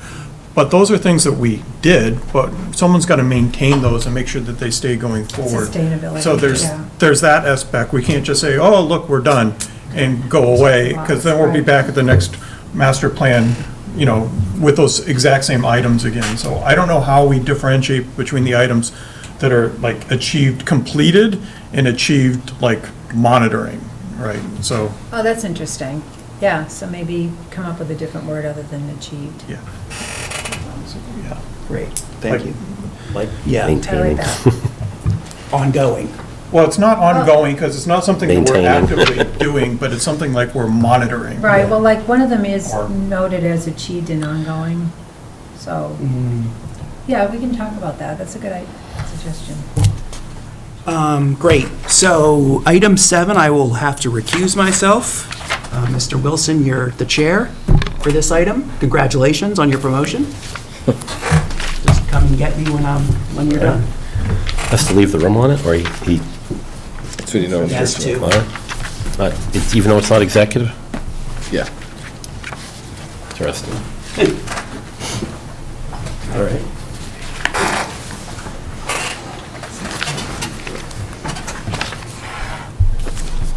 All right, next on the agenda is the host community agreement request for marijuana product manufacturing. Request by MRM Industries LLC, 160 Air Road, Units 1, and I think it's 1 through 4, correct? Yeah, so we have with us Attorney Mensing, who will go over the PowerPoint presentation, which you just let me know the slides and I'll go through it. You just tell me next. Sure. Thank you very much. As Town Administrator Ansaldi said, I'm Attorney Blake Mensing. I'm here on behalf of MRM Industries. Just to clarify, the proposal is for Units 1 and 2. My client, MRM Industries, is proposing to purchase 1 through 4. The existing operators in Units 3 and 4 will remain the same. The lease will remain the same. I don't do leases anyway, so I don't personally have a legal ethical conflict. My job is to just make sure that the rules are followed at the local level and the state level. So with that, we can jump right in. Thank you very much. So yeah, this was an entity that was semi-recently formed about 6 months ago. The first task at hand was to acquire an already issued provisional manufacturing license. That was approved a couple weeks ago by the Cannabis Control Commission and is on the cusp of being consummated. Basically, the contract has a couple more details to iron out, but what that means is that there's a shorter pathway to opening day than for someone applying organically off the street. So the proposal here is focused on filling a gap in today's cannabis market. It's proposed for 160 Air Road, which again has 2 businesses already, and obviously the zoning allows for that use through a site plan review and special permit process. So the initial phase 1 will be a build out of 6,400 square feet in Units 1 and 2. There's going to be what's known as a closed loop extraction system. What that means is the solvent that's used in the first set of equipment is CO2. That's liquid CO2. It's not extremely volatile, but it is something that will be controlled and that we would work with the police and fire departments to ensure that there were proper safeguards. What the Cannabis Control Commission regulations require for extraction is, pretty heavy duty in terms of what building infrastructure has to be built up, both for finished product storage and for rooms with any extraction equipment. In phase 2, the plan would be to do a small hydrocarbon extraction machine. That is, again, a closed loop system, meaning you don't have, open sort of flow of hydrocarbons that could cause sort of a fire or explosion risk. And what the Cannabis Control Commission requires is basically they set a standard of performance that really pretty much necessitates that a hydrocarbon extractor be in what's known as a C1D1 lab, which is basically a small fire and bomb-proof room with sensors up the wazoo to ensure that there's no particular accumulation of any chemicals in there. So this is a business only, meaning there's no retail customers, wholesale only. The only sort of potential customers for them will be other licensed manufacturers or retailers. The primary product that comes out of a CO2 extraction machine is distillate. That will be sold to manufacturers who make edibles and other products out of that. So it's sort of a segment of the supply chain. It's not super well represented in the state. A lot of people are sort of focusing on some of the more fun or exciting developments, but this is a tried and true botanical extraction methodology that is used in other agricultural contexts, and the commission regulates and tests every product that would be sold. So I know I'm not adhering super well to the PowerPoint. I've never actually made a PowerPoint, but let's see, I think I'm covering all of that. Yeah, so the processes that would run in parallel would be obviously the state licensure process. As I said, this would be a truncated process because it's moving an existing and already issued license to town. That would be only possible on the back of an executed host community agreement and having held a properly noticed community outreach meeting. Having done the community outreach meetings and local permitting for the other 2 tenants in the building, we had some folks who came and expressed concerns. There was actually an appeal on the retail permit, but that was settled. So in my view, this is a location that the town of Littleton has envisioned cannabis happening. It's happening. I took a drive-by today just out of curiosity. I see that, it's a decently industrial area. Across the street, there was a mountain of what looked like gravel to me. I'm not exactly sure what they do over there. But, yeah, this is not, any quaint residential street. Right. And I think it does fit the character. In phase 2, one thing I just glossed over a little bit is the plan would be to have a small commercial kitchen. We'd have to be pursuing that through the special permit process and as well as Board of Health inspections to meet all the standards. What the Cannabis Control Commission regulations require is essentially treat it like any commercial kitchen. So serve safe, easily sanitizable surfaces, all of that. We can go to the next page. So yeah, the phasing, as I discussed, CO2 first. That machine is basically a little bit longer than a copy machine, so it's not some giant monstrosity. The throughput is not, tons and tons of cannabis. I believe the process is between 8 and 12 pounds per run. They have hired a very knowledgeable consultant with about 8 years of extraction experience to set up the SOPs to ensure that this is run in a compliant manner. And yeah, that particular equipment is, pretty industry standard. It looks sciencey, but it's not rocket science. It's something that people can be trained to do and use safely. Yeah, and then the second phase would be a similarly not overly large piece of hydrocarbon extraction. That one involves a little bit of post-processing, which is basically a roto-evaporator, and that gets to reclaim some of the hydrocarbon solvent. Again, closed loop means it's not outside, and there are redundancies built in terms of the room where this thing would sit. And we are certainly aware that we'd have to comply with all safety regulations and ensure that the fire department said, yeah, that's contained in a way that doesn't pose a risk to public health, safety, or welfare. Next slide, please. So I personally am not a visual thinker, so basically that's the floor plan, and that's a key of where the various things will go. I think the biggest things for the board to take note of would just be the finished product vault, which my bad eyes can see at 17. So yeah, that essentially is a room that will have limited access control, meaning only certain people within the hierarchy of the entity may be able to access it. That's not a day one, on the job, hey, go into the vault, grab us this thing. And the reasoning behind that is A, the commission requires it, and each product that would come out of this to be sold at wholesale to another licensed entity in the state, it carries with it a unique alphanumeric code that gets entered in the state seed to sale tracking platform.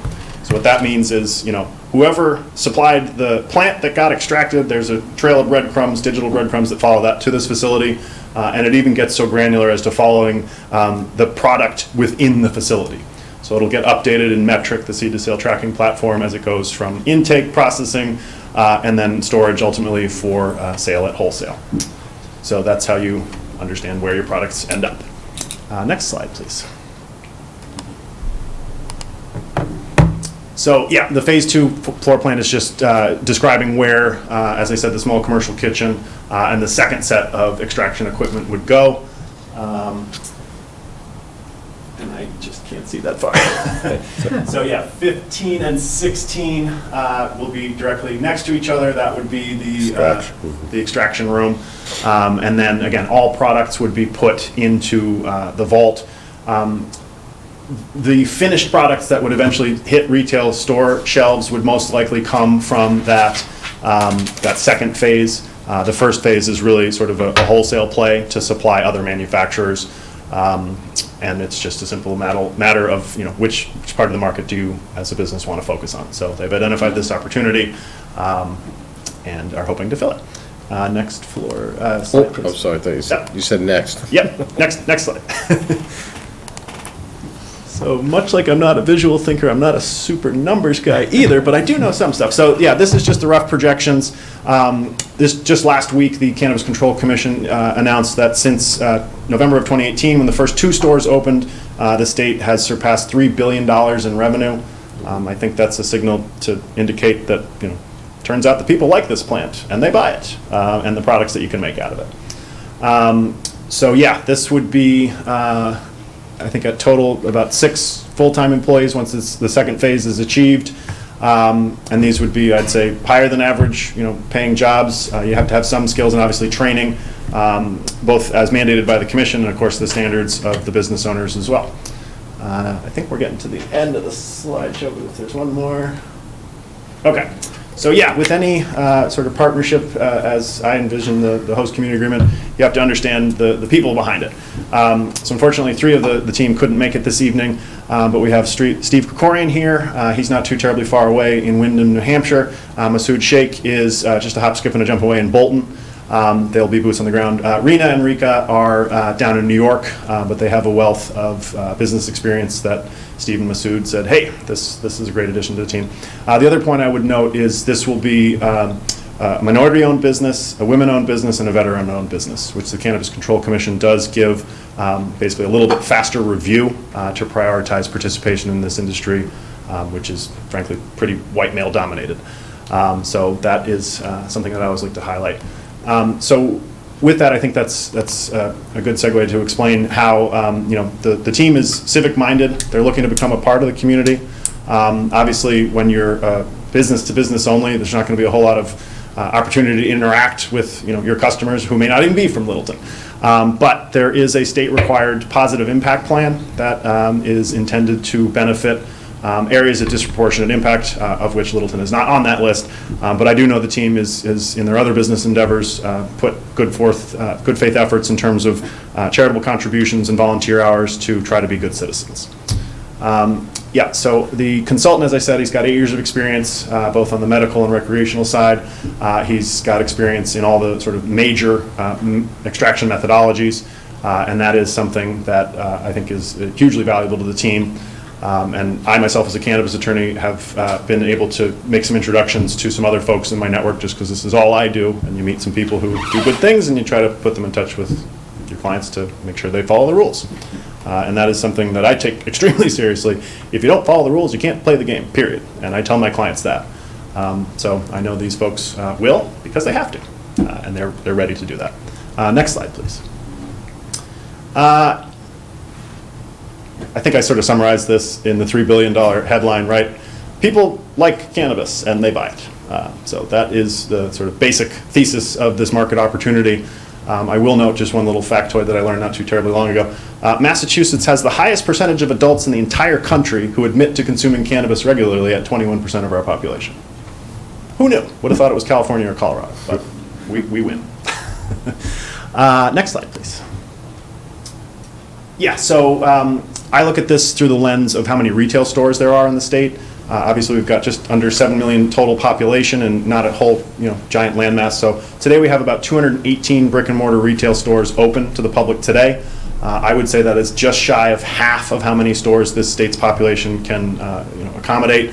And obviously, it's not a perfect analogy, but if you look at liquor stores, right, there are lots of liquor stores because people like the variety. And I think people at this point in the cannabis life cycle, shop based on convenience. Hey, where am I going to go? So the point I'm making with the number of retailers is, we're not even quite halfway there. I think we'll have about 450 to 500 total in the state. They got to buy their product from somewhere, and the law dictates they cannot get it from anywhere else except a licensed provider in this state. So I think that's the final substantive slide. It is. Okay.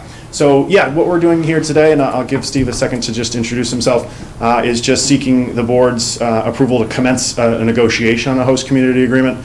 I know Select Board Member DeCoste was the point person the last time. He and I went through it with my other 2 clients in town. Certainly happy to interact with them. And then as I noted in the cover letter here, I used to work at Miari's in Harrington. So I know Tom and Chris and Ray, and we have a great working relationship. I'm a relentless straight shooter, so I will always do what I say I will. And we're just hoping to get an authorization to have this discussion to bring this business to town. Okay. So with that, I'll turn it back to you. You have any discussion right out of the gate? That's a lot. I know. Sorry. You didn't retire from the Army, did you, Steve, to do this, did you? Yeah, I did. I'm a West Point grad, so I did 5 years active duty. Oh, that's good. I'm Steve Krikorian. I did 5 years active duty in the 82nd Airborne Division down at Fort Bragg. And I stayed in, I did 17 more in the reserve, so I'm a retired lieutenant colonel. Thank you. Yeah. It was great, So, and we appreciate the time. I'm a local business owner. We are looking to get into the cannabis area. We've gone through all the licensing. We've engaged with Blake. We think we're following all the proper channels. We think there's a real need and demand for this. I never knew either. I'm like you guys. I'm just a military business guy, but we're seeing it, as Blake said, particularly in the Massachusetts market, it's incredibly demand is just off the chart. So we're just trying to serve the requirements and the needs of the people and create a business, and hopefully we can put some back into the community and get some out of it. We're just trying to make a win-win. Thank you. I have a couple of questions, but I'll let you. I don't have any questions as far as the business aspect of it, over my head, to be honest with you, but it seems to me clearly you've done your homework, you know what you're doing, your experience with this. I think it'll be a great addition to the town. So welcome. Thank you for choosing Littleton as your location. I think it'll be great. So we found a great building on 160 Air Road. We looked at a lot of places, but that building is perfect. It's been very challenging to find a good location. It's wonderful. So I just have one question. Your total build-out is still only units 1 and 2, not 3 Correct. and 4, right? Okay. Yep. Just to be, so we're clear on that, so. Yeah. Yeah, I had a few questions. So there's no regulation regarding retail when we're dealing, you can't have retail too close to each other and all these other things. The wholesale retail doesn't, we're currently in an HCA. All right, I'll let you speak. Yeah, please. So the commission defines license by name. So there's a retail license and a separate marijuana product manufacturing license. Most municipalities, if they do put a limit on licenses, opt to limit retail licenses. I believe Littleton has a cap of 2, and that's a function of that number being 20% of the number of package store licenses in town. So yeah, this is a wholesale only, business to business. There will be no customers who come in. It's if you don't have an agent badge from the Cannabis Control Commission saying I am a licensed operator, you can't be admitted. And there's always a sort of a weird scenario that I always like to put up. If there's a police officer responding and they happen to be a 20-year-old, state law says, sorry, you can't come in, your badge doesn't trump state law. It's 21 or older. And it's not something that there's no incentive to give people tours, right? It's just equipment running. So yeah, there's no public-facing component. So I guess the question is, why did Mr. Nordhaus need to leave if there's no? I'll tell you that, because I represented Littleton Apothecary, which is a tenant. Thank you. Okay, now I understand.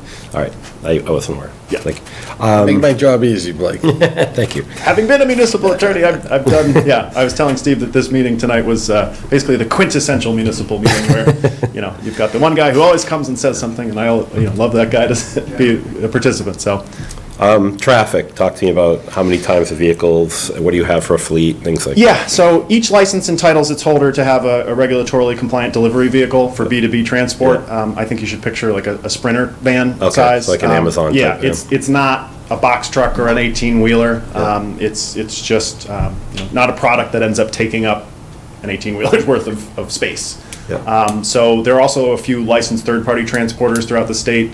Off the top of my head, actually 2 of them are in Plymouth for whatever reason, but there's Eagle Eyes Transport, Plymouth Armor Group, and then there are a couple more cropping up. That is basically a link in the chain, a custodial agreement that says, hey, you take custody of this product from A to B, and then the insurance requirements on that vehicle are astronomically high, which is why some opt to hire out that. But yeah, I would estimate, supplies being delivered probably once a week. And then sales, I think, you wait till you have a critical mass, so you're not sending out one vehicle with one, little unit. So I would say the net increase in traffic is going to be pretty negligible. Again, not public facing, the workforce is not, astronomically high numbers. And this is medical and recreational that your customers would be? Recreational is the primary license. The reason being is that the state's law requires vertical integration for medical, so that means you have to grow, manufacture, and retail to patients. That is in the orders of magnitude more expensive. There is a pipeline to sell to medical if the medical purchaser also holds an adult use license. They can buy it through the adult use, and then the state sits on their computer screen and says, I'm moving it from my medical license to my adult use license. Once they do that, then it's in the seed to sale tracking platform and can be sold to adult use licensees. I guess the only other question, you answered at workforce, you said about 6 people will Yeah. operate the facility. Outside of having some type of a clearance, obviously, for what they do, but you're not talking chemists, these are, you know, they'll local, all- is this a local workforce, or you have? Yeah, to- so it'll be local hiring preference. That's, Okay. I remember from Yeah. the host community agreement. I'd say, bachelor's at minimum, Yeah. probably in hard science. Yeah. This Okay. is different than the sort of $15 to $20 an hour, Yeah. retail bud tender, which is frankly a term I don't like, but that's what people call them. Yeah, it's a more skilled job than Yeah, a clerk. Certainly, okay. I don't really have anything else. Well, I just love answering questions, so if you have any more, I hope you can tell I know this subject better than I guess, you was kind a of great answered, presentation. I don't know It was very if Chief Pennard needs to chime in on it, maybe we're too early on that. Yeah, I'll just chime in. When I went through it the last 2 times with Selectman DeCoste, we basically had the client have a dialogue with Chief Bernard. I have yet to meet a chief of police who said that the state's regulations aren't strict enough. The only thing more tightly regulated than this substance is literally uranium. So banks and pharmacies have less stringent requirements than this facility will. Honestly, I'd be more concerned what the fire department says. Absolutely. Yeah, with the tanks, right? Well, the sure. CO2 doesn't bother me at all. That's not, but the butane. Yeah. Right. Yeah. So.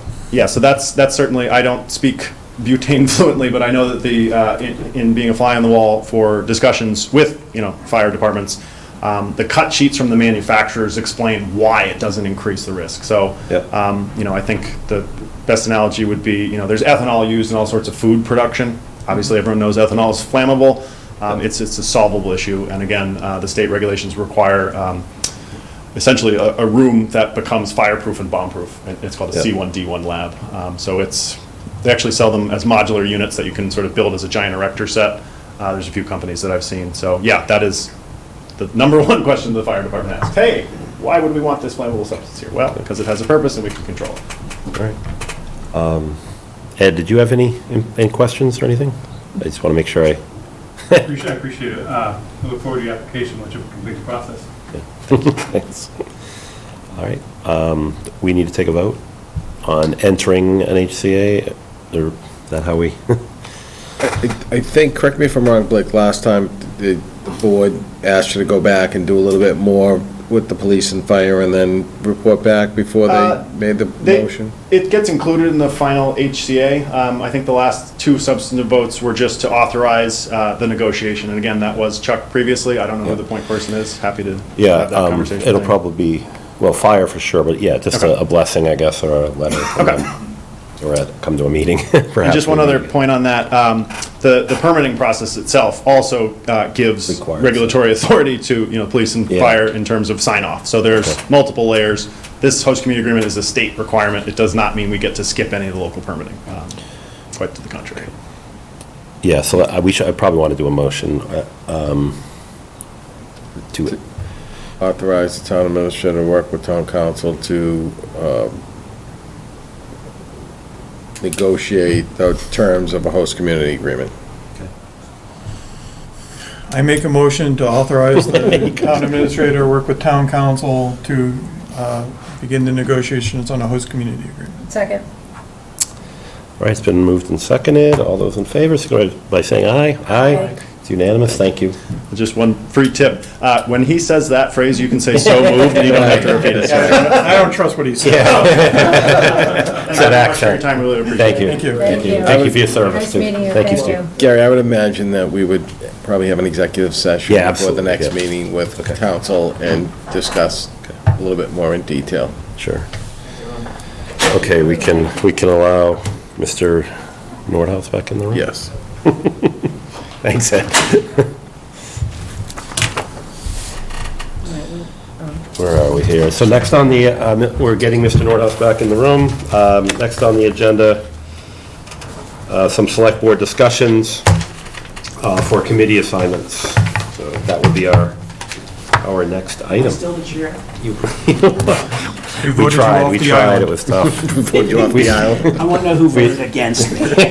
We split and then one abstention, I'm not going to tell you. Oh, jeez. All right, great. Thank you very much. All right. I did announce the next We are on agenda to, item. the select, okay, great, the committee assignments. Okay. Okay, so thank you. I went through, I asked everybody for their preferences, everyone sent them to me, so here's what I put together. And we can just go through these in order and discuss them as we go. Affordable Housing Trust, so Cindy was the only one who put this as her first priority. I would also, I'm on this board, I would be very happy to stay on it, because I'm heading up the Habitat for Humanity build.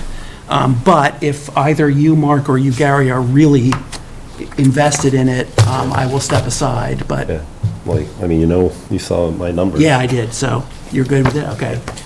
So my only question is, how does this affect what's going on with other appointments? I thought you had to resign from this to be appointed, so that, I thought the planning board was going to get another appointment or something.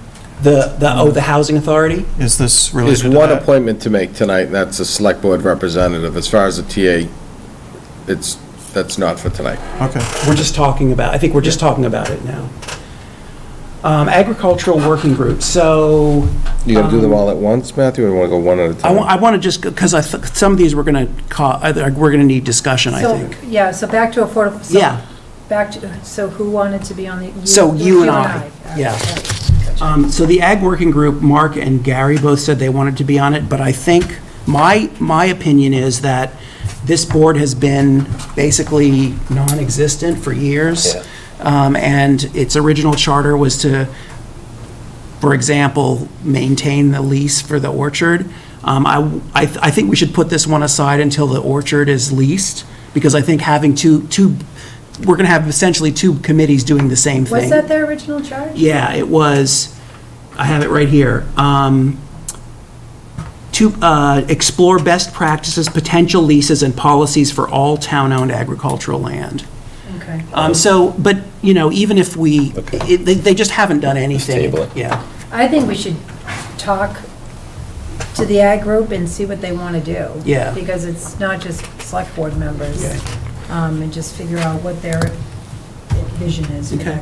for that group. But I do think that having two groups, both theoretically responsible for the lease of the orchard, is going to Yep. cause a problem. So, I mean, we don't have to appoint anybody, and nothing is going to change for the time being. It's not just the orchard property, though, it's all Yeah. agricultural properties. I think that's, needs to be clarified, and I think we just need to find out from them. Yeah, it's all, That group brings a lot of value. I wouldn't want to just put that onto the select board. I think there's a reason it was formed as a joint group. But I think there's another. public-owned, right? Public-owned agriculture. Is that- Town-owned. Town-owned, But okay. the problem is Sorry. that having members of the ag, of like for-profit farmers on that group there's a conflict of interest when a town-owned property comes up for lease, and they are voting on who gets it. Well, they're not going to be voting on the lease at all. That's select board. Yeah, but they're crafting the lease, just like you can craft an RFP to have someone They respond. wouldn't be crafting the lease at all. Well, that's in their charter. Oh, I can't even find the charter. We can come back, I mean, let's come back to it. yeah, I so- just, I was on that committee, Anthony was at one point, I'm just looking at the town website, Will Pickard and Andrew Samarco was on conservation, so Yeah. it wasn't just Yep. ag, okay. Economic Development Committee, Chuck insisted on being on this. I am hesitant, honestly, to reappoint him. I haven't heard anything from the EDC in the 2 years that I've been on the board. I don't know if this board is functioning. I don't know the last time that they met. I'm wondering, Anthony, if we could ask them. They met last week. They met last week? They did. Okay. I would love to get a report from them on what they're working on and what they've done. Right, so historically, and this is just since I've been on the board, select board member has been chair of the EDC. And there has not been a lot of progress made for the EDC. and I've been very open with Chuck about this, so I don't feel like I'm talking behind his back. So one of the things that during, the Westford Business Association puts on an event every year, and it's all local towns. It's Acton, Chelmsford, Tingsboro, Westford, and Littleton. And it provides reports about, an update about what's going on in their community. Anthony participates in that.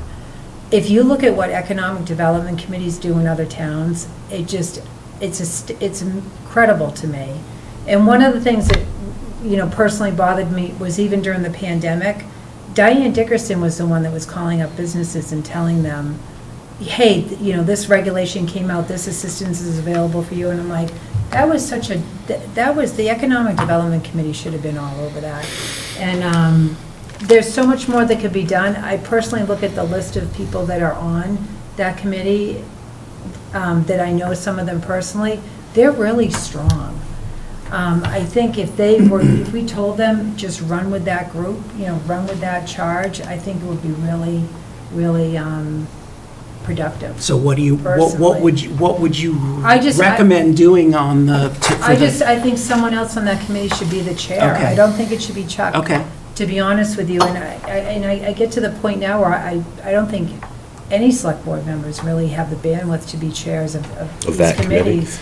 Or just in general, that's why I resigned from master plan, I couldn't do it, and no one else, I think when we show up at a committee meeting, oftentimes people look at us and they're like, no one wants to step forward, so what do? We end up, saying, I'll be chair, and then it's, we've got enough of our other things going on that we don't tend to. So I think that's a start, is just to maybe say, you know what, just don't be chair. I agree with that segment in You also general. expressed interest in being on that board. I will do economic development, it's not my general forte. Yeah. But I completely agree with Cindy that I don't think select board members should be chairs of any of these committees, right? You formed these committees to get the input of the citizens, and based on our general role, we'll tend to dominate the committee. And that's not what you're trying for, right? Yeah. So I fully agree that, not just economic development, I would say all of the board, committees. yeah. We should not be chairs. If you have to run a meeting by default, then do it, but it should not be the standard operating. Outside selection committees and things like Yeah. that. Right, yeah. Yeah. So let's, okay, So thought. that's great. We'll talk to Chuck when he's back, I guess, about that, and ask him to, If we're talking the last years, we know, Chuck went through a horrible life experience, so I definitely want to hear what he has to say, how passionate he is about staying on it. I'd like to hear. well, and Yeah, I don't have his the email was, he's very passionate about I staying don't on. mind him being on it, Yeah. I just think if Yeah. he's willing to Someone else step needs to aside and be- let somebody. Oh, from chair. Yeah, Yeah, I have no well, that's problem our discussion in appointing to general, him. so maybe I just that- think someone yeah. else needs to become Very the good. chair, I agree. that's all. Okay. Station area committee, Gary, you expressed some interest in that. I'm interested in staying on it. Cindy, you're not interested? No. Okay, so me and you? Okay. NPIC, that's Cindy, and she was the only one who put that as her first choice. Orchard Working Group, Mark and I put this as our first choice. No one else indicated desire to be on it. The orchard has been one of my big priorities since I started. I really want to be on it. So would it be me and Mark? I'm not stepping away from the. Oh, you're not? From Okay. the orchard, no, I put the orchard down, didn't You didn't. You just said NPIC and I? and Affordable Housing Trust. Well, honestly, so let's talk about the orchard. So this is a working group that we formed, and I don't really envision, what is the future of the working group? After Just we to get get the the lease signed. Right, exactly. So there's an end to that. Yeah. So at this point, I have no desire to step away Because from that it's process. kind of in motion, right? Yeah, so Yeah, it it's might totally be. in motion. It might be another month, or it might be another year. We Well, it don't know. depends on what we get after June 15th. Hopefully we get some decent respondents. Yeah. But yeah, and that was one of the things that we had to talk about is, what do we foresee as the future of this orchard? If we don't get, respondents that we're happy with for the RFP, then there's going to have to be steps that we're going to need to take as a board going forward to help preserve the orchard. And the working group is really beneficial about providing that contribution Yeah. to those discussions. But we're talking like a month, Yeah. until we really have that Yeah. answer. Okay. So, yeah, no, I definitely want to stay on the So orchard. Mark, are you? So, just to be clear, do we expect then after the Orchard Committee after the RFP is in place, then the agricultural working group becomes more important and more, If the other members, if the agricultural community wants to move forward with that working group, yes. But there's no point in just having an ag working group if it's just select board members and there's no members from the ag community on that committee. So I think we need to have that discussion with them. so part of the question is, on this is, you said the working group has, a potentially short lifespan before its function's no longer needed. So Right. what do we envision is the orchard after the lease is signed? So, Board. so, No, but then who's overseeing that as a committee, or is it just? so one of the things that we put in the RFP and in the lease agreement, the draft lease agreement, and I've had talks with Anthony about this and council, and I mentioned it at some meetings, is it's all about checks and balances as far as the oversight of the orchard goes. So when we have our annual license renewals, right, that we go through that process every year, we need to bring in the orchard. That needs to be a trigger for us in some respects. When we're doing our annual appointments to our boards and committees, that should be a trigger, bring in the orchard. From past experiences, I'm not in favor personally of select board members going to the orchard and meeting with the manager of the orchard one-on-one. I think the manager needs to come to us. And there's specific things within the lease agreement that we're expecting from the new lessee. And that's all gonna pan out through the lease negotiations, but that's really gonna dictate the checks and balances Yeah. going forward about how that whole property is managed and overseen. Yeah. So, I mean, whatever we did the last 15 years, do the opposite. Right, That's so how- that's one of the It was things, so there's a couple things that I was trying to bring up, like, who's doing the lease negotiation? Are we as a board we are. allowing that over to the We working are group, or we're approving doing it. it? We're approving it. I No, mean, so the working group, so the two things, the working group would like to at least look at the RFPs and maybe provide the working group was formed as an advisory, they're to advise the select board.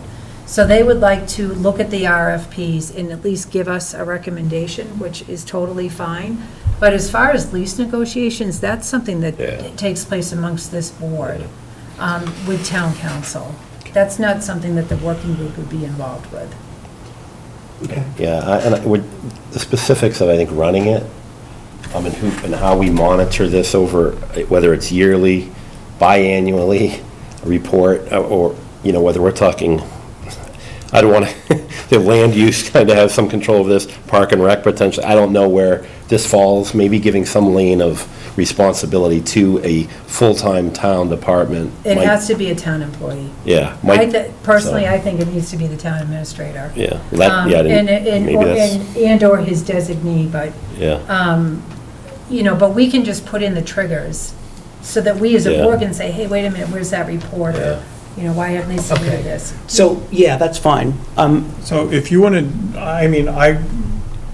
I don't mind stepping aside and allowing you to be in the working group. I just want to make sure that going forward, whatever we decide, we're actively involved in this, not passively involved in.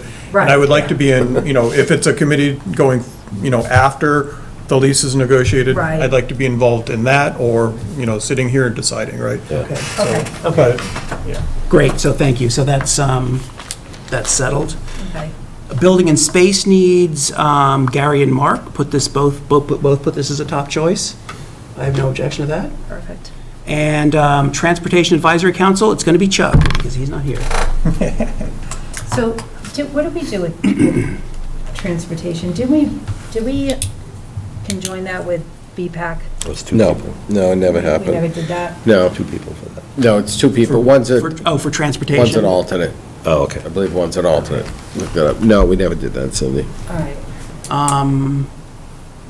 Okay, yeah. Anything else? So I know there's at least two others that, are we doing anything with the sewer, or are we leaving that all to light and water now, or is there any? It's been the chair and the vice, right? So is that the way it should be, or should we have a committee that's responsible?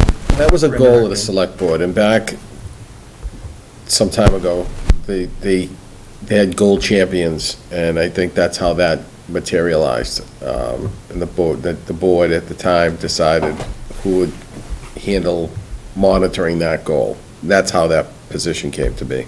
Is that still, is that group still meeting, the sewer advisory group or the working group, whatever it's called? Whenever there's a request for meeting that Nick sends over, just like the one that we have Wednesday. So certainly, that's a good topic for your discussion when you go through your goals, how you guys want to Okay. proceed. So I know FinCom, I mean, we had a representative on it, Yeah. too. I mean, sitting in those meetings. For And- when we were going through the initial, then it just stopped, we stopped being invited, so. So it seems like something that should still be a committee, not just in light and water, and not necessarily falling to you two based on, Based on seniority, yeah. yes. Yeah. The committee existed when the town was running the project, and then back in 2000, and correct me if I'm wrong, 20, that it was passed off to the light and water. So they're handling the project, and then they update the town as they're going along in the process.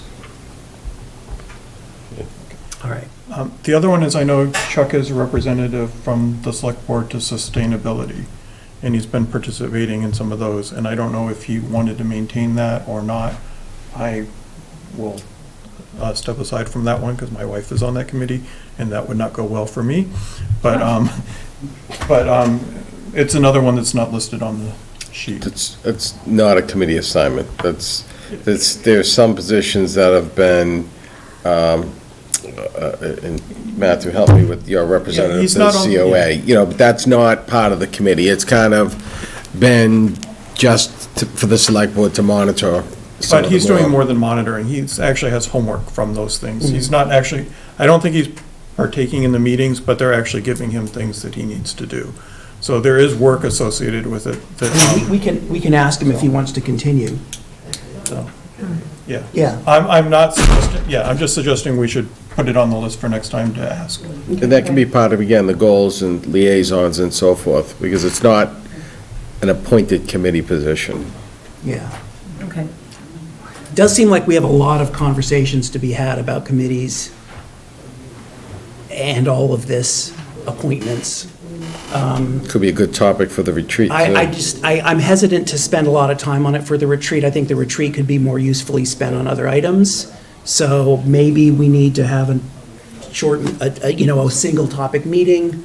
But we can discuss it, because it does seem like there's a lot of stuff swirling around here.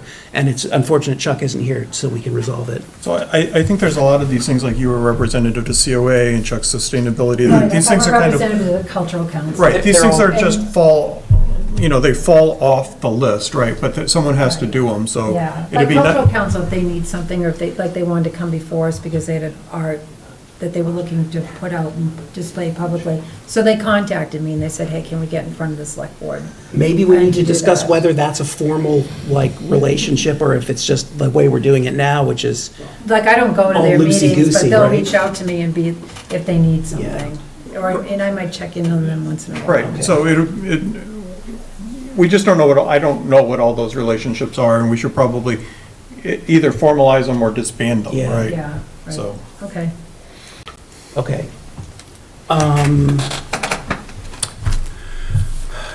Chair update, board retreat. So it's scheduled for June.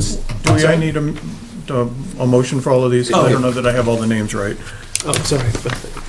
So affordable housing is Napoli and Nordhaus. That's correct. The ag, we're skipping. Yep, we're just tabling that one. Economic development, are we skipping that? We're or- skipping that one until we can discuss with Chuck. Station area Is is, Gary and Matthew, we said? Yep. Okay. okay. Master plan Cindy. is, okay. Orchard Working Group is Matthew and Cindy. Okay. Building and Space Needs is Gary and Mark. And transportation is Oh, I'm going to say Chuck and someone else. Okay. Okay. Okay. Okay, move that the select board vote to assign, let's see, Napoli and Nordhaus to the Affordable Housing Trust Fund Board of Trustees, Nordhaus and Wilson to the Littleton Stationary Committee, Napoli to the Master Plan Implementation Committee, Napoli and Nordhaus to the Nagog Hill Orchard Ad Hoc Working Group, Rambacher and Wilson to the Town Building and Space Needs Analysis Working Group, and DeCoste to the Transportation Advisory Council. Second. Motion has been made by Mark, seconded by Gary. All those in favor signify by saying aye. Aye. The chair is in favor, so it's 4-0. Thank you very much. Okay. Are we done with that one? Yeah. Select Board Retreat, scheduled for June 6th at 5:30, Murray Meeting Room in the new library, the big room. I went over there to try to reserve a room, and it was already booked, and I freaked out, but then found out Diane Dickerson had already done it, so that worked out quite nicely. The librarian was like, oh, you already have it. 6 at 5:30. So we engaged Jeffrey Nutting as a facilitator. I sent you all his questions. I'd like you all please to respond to that by the 30th. And he'll be, so Jeffrey will be running the meeting. I will coordinate with him to make sure we have an agenda. But if you have anything that you absolutely want to be covered, please send it to me. And I will make sure that if we have a short list of things that have to be on the discussed, then I'm happy to put them on. Okay. Okay. Goal setting meeting. Set up a goal setting meeting. I suggest we do it after the retreat. I also would very much like to, so I'll send around a goals matrix before that. I'm looking to make a plan to create Anthony's goals. Maybe not at that meeting, or maybe if we have time, we can. But I want to make sure that we have complementary goals for Anthony that reflect the things that we're interested in doing as well. So, not sure what format, like what the timeline should be. The week of the 6th. When are we meeting with the department heads? The department heads is the 4th. Second. Sorry, the 2nd. June. June 2nd. 3 p.m., right? 3 p.m., Okay. 103. Yes, and then the 6th, so The retreat. Thursday is the department heads. Monday is the retreat. I think we need to finalize Anthony's review before we get into goals. That's not on the agenda. Yeah. Can we stick with what's on the agenda? Well, then we So I can, thought you were breaking up goals We can, and- okay, so That's next year. Hmm? That was next year, he's talking. Which. next year's goals. Right. you can do it at the same meeting, theoretically. Well, if we have time, we can do it. I'd like to do it. I'd like to make sure that the goals that we come up with for Anthony are, Yeah. Yeah, I want to table that until we finalize the review. Discussion about that. okay. So we I'm can't talk not about. sure what finalizing the review. Well, we probably shouldn't discuss, it's not on the agenda. Like, we asked you to respond in writing to the review, and then we were going to cover that to finalize the review and submit it. It's not required, though. Not required. Okay. So I guess the review is the review. Okay, Now so, the discussion follow on. Okay, so. I mean, we are discussing this way again, too much. we can't discuss this. Let's put it, it needs to be on our agenda next time for sure then, if that's where we're at. Well, the next time is going to be after the retreat and after the I mean, goal setting. So that's why Yeah. I think we should, whether or not his review is done, it doesn't matter. Like, we can have goals for him, and, yeah. Well, you want that before July, obviously, the new, Yeah. in line with our goals. I don't see any reason why we can't discuss Anthony's goals without the review. The review is written and has been presented. Yeah, I guess so. I thought we were that was still in progress, I guess, but I guess it's not. So whatever you want to do. Okay. And I'm just going to check with HR to make sure that we're following the proper procedure on that. Should we look at the calendar for goals for the select board?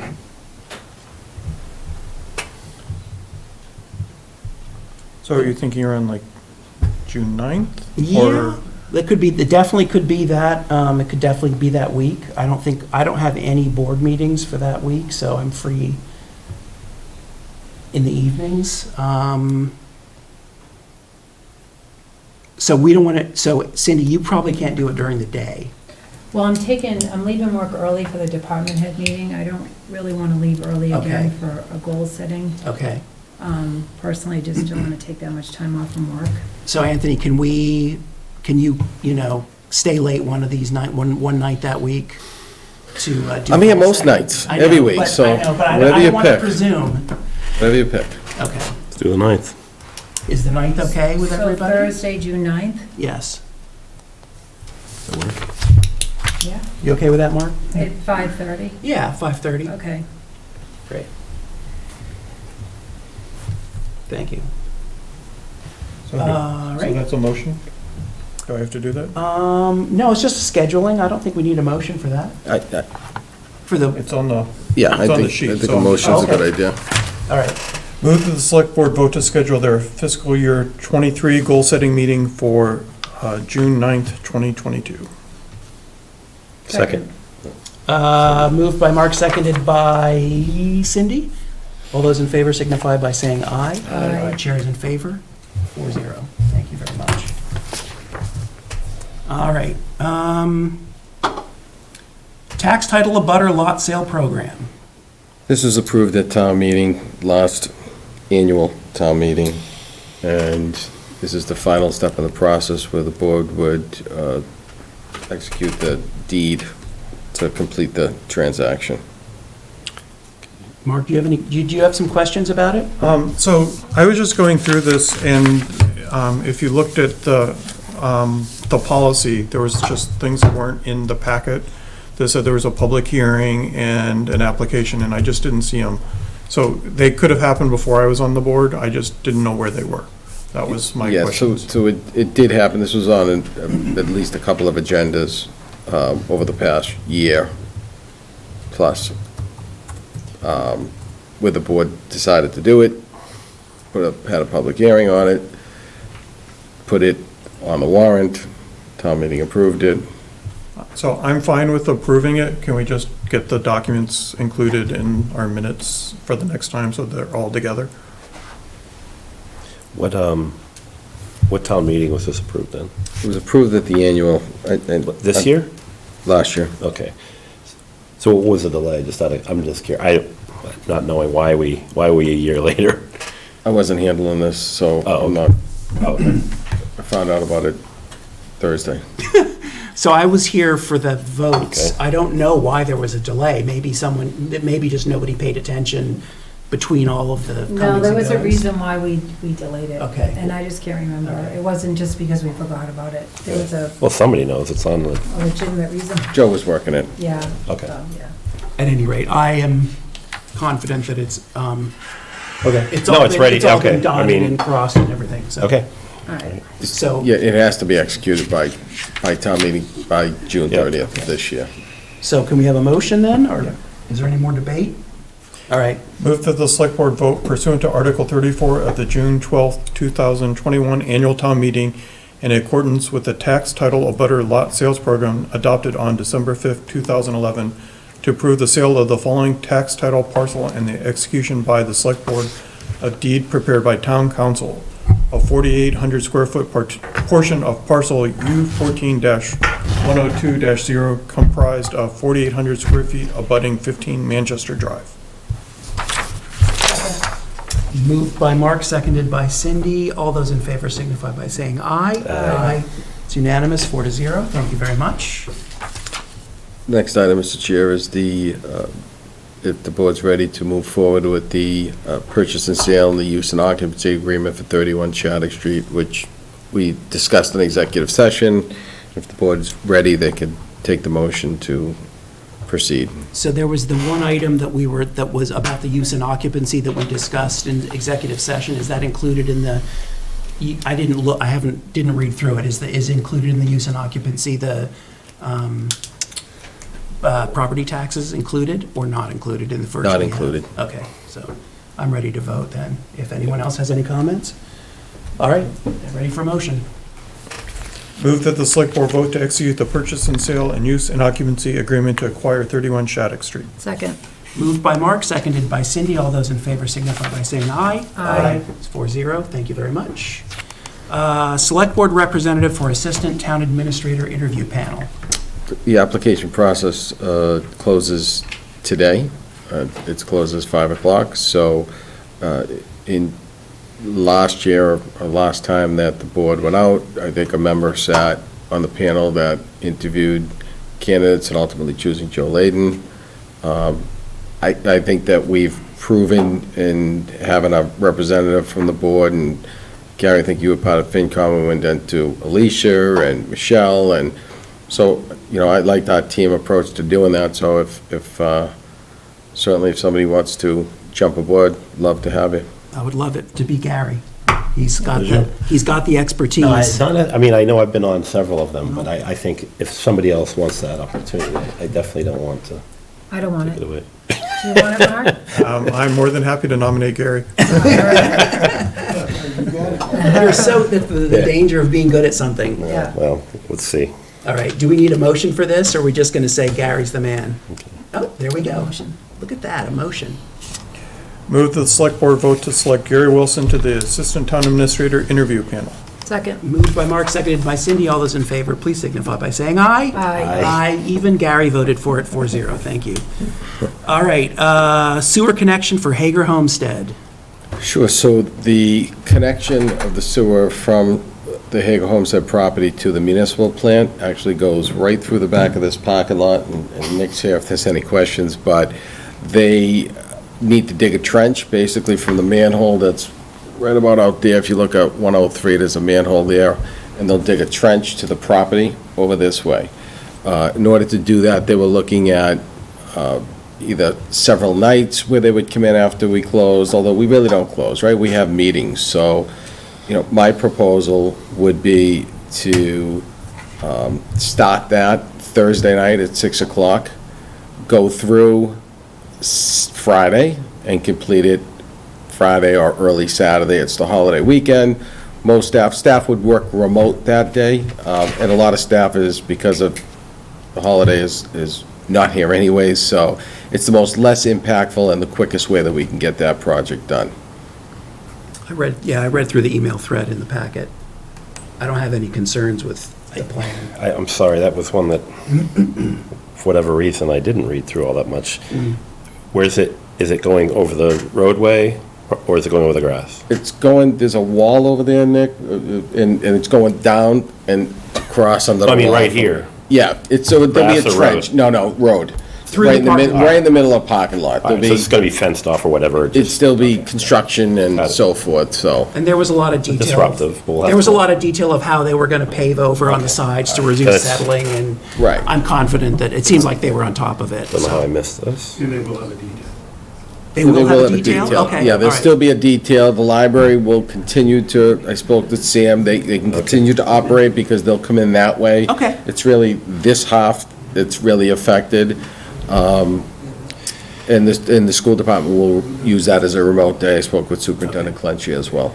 Are we closing this entrance to the parking lot? So Yeah, then we that- have to. yes. Well, that's- So, So it's there and. so we have to tell people that road out front's either Two ways? bi-directional or, No, they can still come in one way and go out the same way. Yeah. Okay. Right. This has Thinking- always been two-way. Both entrances and exits are two-way. Just that's- But I think he's saying, yes, you're not How do you supposed to get go to down the- Shattuck You have to Street. go down to the World War I and yeah, then, Right, and then go that way. so, okay. As long as we have appropriate signage and things, because I don't know, yeah. There'll be a police detail, like Ed said, so they're coordinating that. all right. Any more comments? The only other comment is, where is it, so when the sewer is running through here, where is the Hager going to connect, right onto King Street? This is going to be. This is going to be their line, so we're not going to have to do, okay, that was the only other. The license agreement will allow any work that Nick needs to do, or The Nick's, license is temporary. is that just a temporary? So was there an easement in case there was any other connection work that needed to be At the end done? of the day, we're gonna own the infrastructure there. Yeah. From the pump that's right at the property line up to the manhole. So this allows the contractor to come in here, get the right insurances, Okay. and do his work, and then they're on. But you'll do all the maintenance on the Yeah. main going forward. or whatever. Probably nothing once that's done. There's no additions that you would think You'll right get my now. first phone call when something. There you go, sounds good. Yes, Mr. Sanders? George Sanders, 672 Great Road. Can we get the town to take that sign that's misdirecting people as if they was in Germany or somewhere driving on the opposite side? You got the sign up there with the arrow. It says, go in on the left and come out on the right. Right up there, right up by the sign right library? there at the entrance, you come in. There's a yellow sign that's marked that. I haven't seen I it. told them about that before, a long time ago, but that sign is still up there. You got some people that comes in on that side like that. Okay. Okay, must be, It's an arrow that just the through is on the left rather than on the right, I think is what. Okay, I see. easy fix, right? Take it down, that's the easy Okay, thing. that's probably right. Run it over tonight. Discussion and potential vote regarding the Massworks Grant We application. need to Can you, vote. yeah, we need a motion. Oh, we do need a motion, I'm sorry, yeah, go ahead. Move the select board vote to authorize the town administrator to sign the lease agreement between the town of Littleton and Nauset Construction and further agree with the proposed construction schedule beginning at 6 PM on May 26, 2022 through the end of the day on May 27th, 2022. Should be a lease agreement, not, license agreement, not lease agreement. Sorry, You can just say it, so moved as as modified. modified, as correctly read. I'll second. Moved by Mark, seconded by Gary. All those in favor signify by saying aye. Aye. Aye. Chairs in favor, 4-0. Thank you very much. Discussion and potential vote regarding the Massworks Grant application for King Street. So this is the last meeting that the board will have that's scheduled anyways, where the application for the Massworks Grant is due on June 3rd. So at this point, if there's discussion as far as what we're going to apply for, I think it's been indicated in the governor's economic bill forward that $11 million been earmarked for Littleton Common King Street Development Project.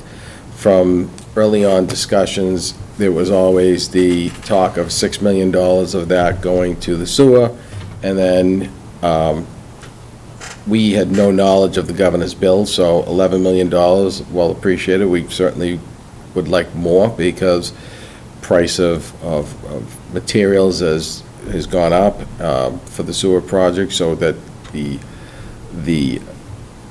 could ask for more, but I think $11 million is what we would put on the application and earmarked in that way, that the $6 million will be sewer, and the $5 million would be for infrastructure. Then there was talk about a secondary application that the Light and Water would put in for a secondary Massworks grant. Nick and I had a brief conversation about that, as far as I wasn't sure that Massworks grants say that one project, one application. Nick has explained that there's really different levels of the sewer. There's the treatment plant and then the pipes and so forth. So Myron did put an email into the One Stop folks to see, can we put a second application in? We haven't heard back. But in any event, we would need to proceed with the one application right now, and then certainly if they can do another one, then great. I have a question. Yes. Mr. Chair. So as far as the $11 million, $6 million for town sewer, so how would that $6 million be spent for town sewer? Can you explain that? It would go to the town sewer, Nick. It would be earmarked for the sewer project. For the town of Littleton sewer project? Okay, all right. And then as far as infrastructure needs, that's like sidewalks and how the $6 million for the sewer would be earmarked, would it be specific to the town of Littleton sewer project? To come off the whole project. To come off, okay, yeah. And then as far as infrastructure goes, that's what, for sidewalks? and- Roadways, sidewalks, there's turn lanes, there's bringing the utilities into the development of 550 King Street, because there would be, those ways would have and Ricky's here to answer any questions, but there'd be a public easement, Ricky, is that how it was explained? That, because you want our residents to be able to go in and benefit from the retail shops. Right. So that's how some of that would be worked. I think they talked about it may be necessary for right turn lanes and left turn lanes once the traffic study's done. And certainly Ricky's here, and I don't want to put words in for But, so turn lanes off of King Street? where. Or 110, or within the development From the- in itself? front of the The project. turn lane would likely be from Route 119, from Great Road, coming into the development, but then also new sidewalk construction along King Street and Great Road. Okay. And then also, some of the things we've talked about during the planning board meetings are really creating a strong connection with Littleton Common in the downtown. And so to do that, we really need to improve some of the pedestrian crossings that get across King Street. And so that will be funded by Massworks in part too. Okay, great, thanks. So how will the meeting that we're having on Wednesday, how is that going to impact this? Like, what are we going to cover there that's like not decided already? Do you know? Yeah. So maybe I'll just kind of give the board an update on how we got to this point. That there's some key information that isn't being spoken about here. You guys might already know about it, but we, Light and Water, had a meeting with Poli companies in Rick Freiberg on Tuesday, just kind of get an update on where their project was through the planning board process, where our project was from a timeline standpoint, what our concerns were, and I have a few concerns as the board, and Jim, feel free to jump in if I get off topic here. One being the sewer capacity. We don't have a discharge permit yet because they're waiting for the design to be complete. We have no clue what the DEP is going to give us for a discharge permit. So we made Rick and Sal aware of that. That isn't a huge issue because I think they're going to phase their project anyway. And with the DEP, it's one of those things, they might give us a discharge permit. This is, number I'm pulling out there, 100,000 gallons per day. And then they might say, now prove it to us the site can handle more. And through monitoring and engineering, you would prove to them over time that the site can in fact handle more. They would increase the permit, and so forth. We don't know that. They could give us 200,000 gallons right out of the get-go, and we're good to go. But that's one concern, and we wanted that concern to be raised earlier than later, so that way everybody knew that was a concern of ours. The other one's the cost. There's a few things that are driving the cost up. One is obviously the cost of goods. Everybody's aware of where that's gone since fall town meeting. We felt extremely comfortable at fall town meeting with $25 million. That's changed a little because of that. We just got put on the SRF list, which is the state revolving fund for funding, which is great. It's a low interest loan to the state. To be compliant with that, it used to be all iron and steel products had to be American made. Now it's all products, which is a great policy decision by the state, but it drives cost up. And that's something that wasn't the case in the fall. So we just want to get everyone aware that the cost of this project is going to be. And just to add to the SRF approval, which is a great thing, the SRF approval was at $39 million. So just to give you, we asked for 25, SRF has put us in for 39 based on our engineering group. Similar to the Wickham Ave project, we think that number will be a lot less than that. The Wickham Ave project number, I think that was 39, 41 million, and that came in at a lot lower. So you have to put these numbers in to get in line.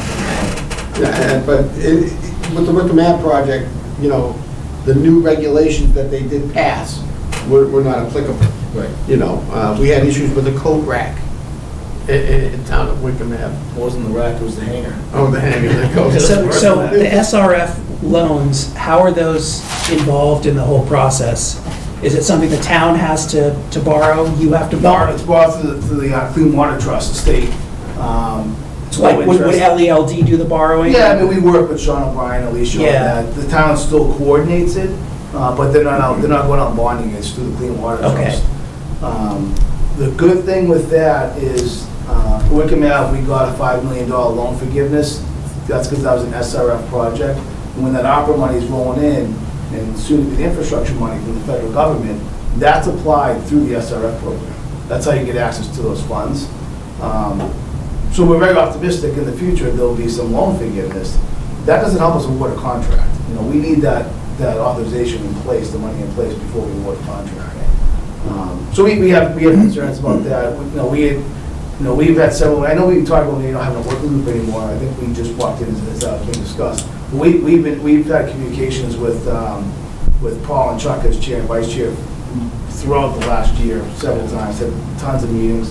I think we had a meeting before elections, and we sat down, Mark and Gary, the same thing. We'll continue, unless directed otherwise, to communicate directly with Anthony, Matthew, and Gary. And any email I send, please share with the board. That wants to be shared.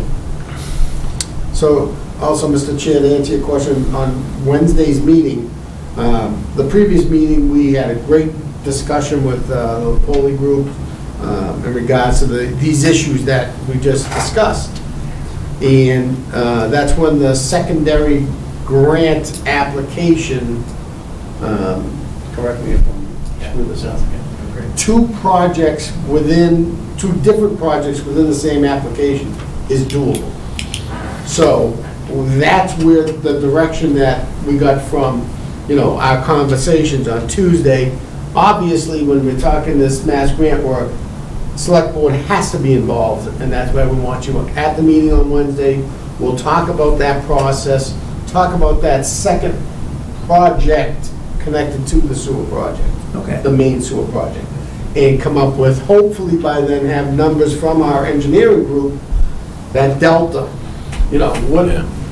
what is it really gonna be? I mean, we don't know right now until we award the contract what it's gonna be.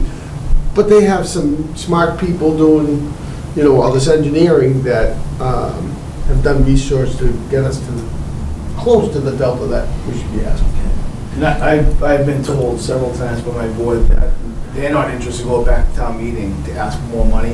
So to me, I gotta start thinking about other ways to get funding into the project or start preparing to make cuts to the project. And that's really, where our staff is at. How do we, do we not do Great Road towards Northern Bank? Do we cut pieces like that off to support the project? So, that's unfortunate that your board's thinking that way. And I think I've talked to you a little bit about it in our last meeting that I was at. This would be the time to go back to the town meeting and say, you presented to us the cost, but right now it's rough, I know, you probably are going to be $4 to $5 million, maybe a little more, short, after it's all said and done, the way things stand right now. So that's what you would either, somehow we would get more money, maybe through grants or otherwise, or that remains the delta. I think we get ahead of this. I would urge the board to, and I would be the biggest supporter to have to go back to town meeting if we needed $5 million more to this project, knowing everything you just told me. I don't like it. It's horrible that the costs have skyrocketed. It's not horrible we have to buy American, but reality is reality. It costs more money, and everything else. Fuel, we can go down the list and present that, and people will understand that. They won't be happy, but I would be very surprised at this point that this project would be turned around because it's more expensive than it was last fall. It is. Now, we have money obviously set aside through this grant, which is, thank goodness, because if this didn't happen, who knows what we would have got, right? You might not have gotten $5 more million. If we would know, right? So I don't know. I think this is one of those where we need to be really aggressive between now and I don't know what your deadline is, I guess, when we really have to have this money presented. It's just something, if we had to go back to town, it would have to obviously be the next town meeting. You don't want to wait, right? Yeah, that'd be too late. It's at the award of contract. So we're planning on going out out the bid in August. Yeah. Now, things are a little bit delayed because DEP, we really can't go out the bid till the DEP gives us the permit for the system. Otherwise, it'd be stupid to award a contract without having a discharge permit. Yeah. So we're kind of waiting on that. The design's at 90%. So Yeah. from a technical standpoint, we're ready to go out the bid for the most part. So we're thinking August, award in September. Yeah. Which is still right around special town meeting. Yeah. It is, and I'm, And Gary, we've asked the town for a lot, and they've supported a lot, and, as you guys ask for more, the town is continually supporting more. I think the commissioners are just concerned how much is enough to keep going back to that well. It may come to it, and it may, have those tough decisions we'll make. I think it's a little early to even start discussions as we get closer to the special town meeting. These meetings, these working group meetings will be even more important to have the flow of communication from commissioners to the select board so that smart decisions can be made. So I think we're certainly going to discuss it on Wednesday. You may or may not be able to submit this extra grant application. Or have you, is it already? Well, so, that came from Rick and their team on how to approach that, so maybe Rick could speak right to well, that. if Rick Stifler, if I may, if Lipoli companies are comfortable, the last thing you want to do is interfere with this grant, and all of a sudden you go for a grant, all of a sudden the other one goes down that much, right? So, 11 million was earmarked, and that's why you have more on it. You're exactly right. So the way that the one-stop grant works is you identify a particular project within the grant with a specified dollar amount. Yeah. And so when we met last week, the discussion was really around, the state has kind of given us what that number is to ask for. So let's have one project in there that totals that amount. Separately, though, you have the opportunity to identify other projects within the same application. And so our thought was that perhaps an additional supplemental request could be made, not specifically related to the 550 King Street site, but more related to sort of townwide sewer expansion in general. And we could tie it to, there's a little bit of discussion about the master plan, but further development of Littleton Common, expansion of town sewer facilities town-wide. So there's ways to request the additional funds without, making it about this project, which the earmark is a public-private partnership between the town and the developer for 550 King Street. So that number to us they're telling us the number to ask for. I shouldn't say we, it is a town request, can request additional funds as a separate project within the same application. Okay. And at a minimum, we thought that doing that would organize our thoughts so that if we approached other government entities, state and federal, for supplemental grant funding, we would sort of structure our ask for those different grant opportunities. Great, thank you. Great. Do we have a vote tonight, and what is it for? We have till the 3rd for that grant too, right? Yeah, okay. Just one more. Sorry. Are you thinking 10 million? I mean, are you thinking that something that? No, I think our potential gap might be 4.5 million is realistically. Mr. Sanders? Yes, Mr. Chairman, George Sanders, 672 Great Road. I have some concern about what's being said here tonight because when we went before the town, we had that figure in there about $28 or $28.5 million. And it was knocked down to, I believe, $25.5 million for the sewer, which the people passed, which I got up on the floor and spoke and praised Nick for with the figures of reducing that down to that figure. So I think you got to be careful by going back to the town and asking the town for more money. I think that there are other avenues that must be used here in order to try to get some money here in that case. And I would like through you, Chairman, to Nick, for Nick to explain about this discharge. The discharge site as to what the town is authorized to discharge right now, plus what they think they're going to be able to discharge. Now, I heard it up to 308. Yeah. So we need to understand how this number jumped up to 308, and if the capacity is up there at the school, what it's gonna cost to develop that discharge up there to take that. Yeah. Thank you. That's a great point and great memory for George. It is about 308,000 gallons. It's the total engineered discharge capacity of the discharge site. That is what we're going to build. It doesn't mean that's what the DEP will permit on day one. So our initial ask of the DEP was for 209,000 gallons per day, because that's really all they would give us. What they'll actually give us, we'll see. But it's been engineered for 309? Yep. Okay. And it's been, they've had short-term tests on there that support the engineering. Okay.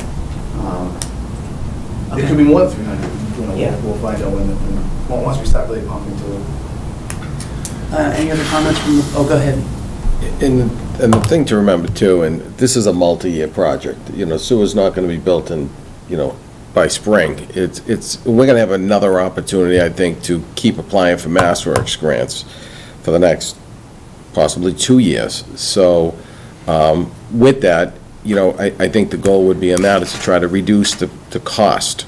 But I think in order for the project to move forward, if you needed to go back to town meeting, the select board always has the authority to call for a special town meeting, even before the special town meeting. Or we move the date up, or you just have a one-item town meeting. But certainly, and I've talked to Nick, I think that we still should go really hard at the federal government and state for more funding and not commit to, us that whole dollar amount and get as much as we can from both the federal government and the state, because at the end of the day, I think that this is a great story for both the federal and the state. And we have to leverage our state and federal delegation to bring home the bacon, so to speak, on this. Sounds good. I just have some timing questions here.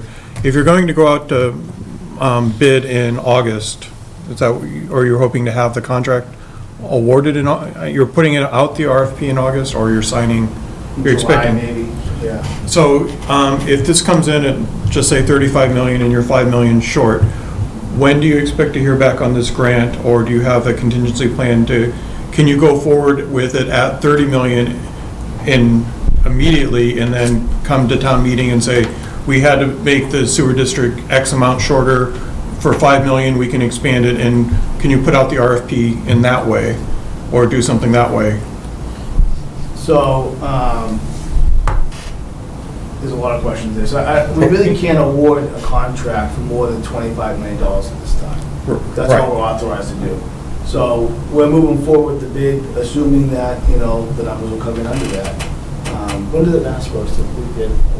They're rolling, right? They start in the fall, or late, maybe August at the earliest? Yeah, it's further complicated though, because of the forward bill, which is a promising thing.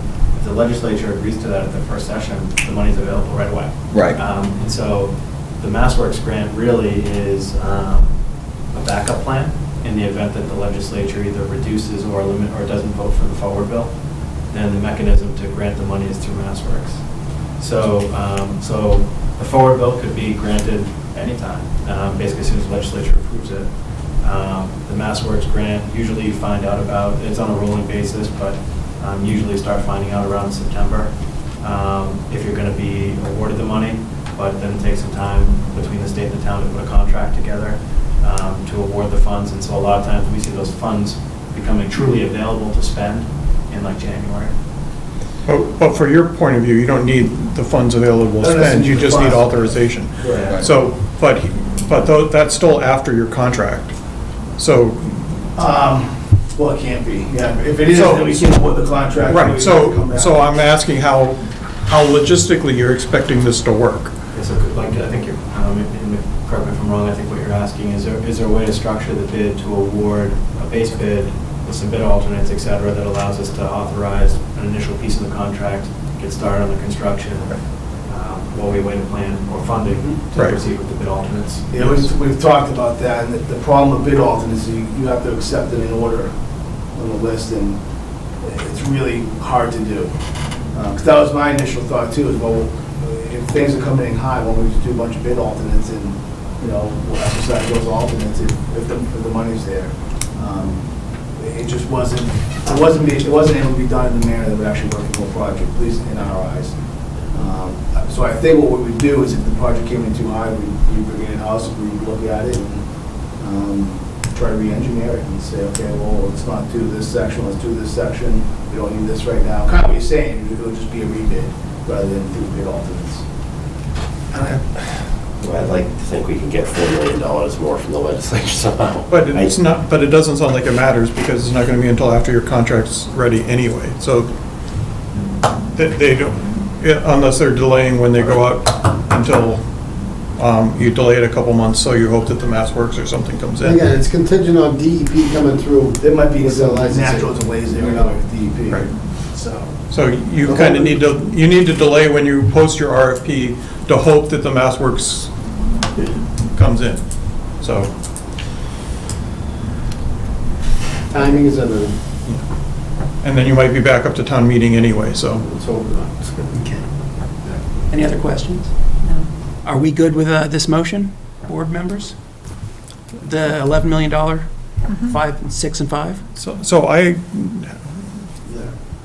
Yes, please. Mr. Chair, if you could put add something to the motion in regards to as codified after the Wednesday meeting. Just so if there is some language, if we do a secondary application. so I think this is the primary Well, yeah, but application. this, Right. yeah. In regards to the total amount. In regards to the total amount. yeah, that was kind of where my question was. If you're putting a secondary application in, how does this work if it's all under one grant? Right. The water commissioners would be voting to support that grant, and then, I believe it has to come to the select board no matter what. So if we can include it in this motion as a codification of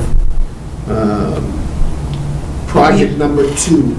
or maybe just add another sentence, any additional Massworks grant application be all dedicated to the sewer. There you go. There you go.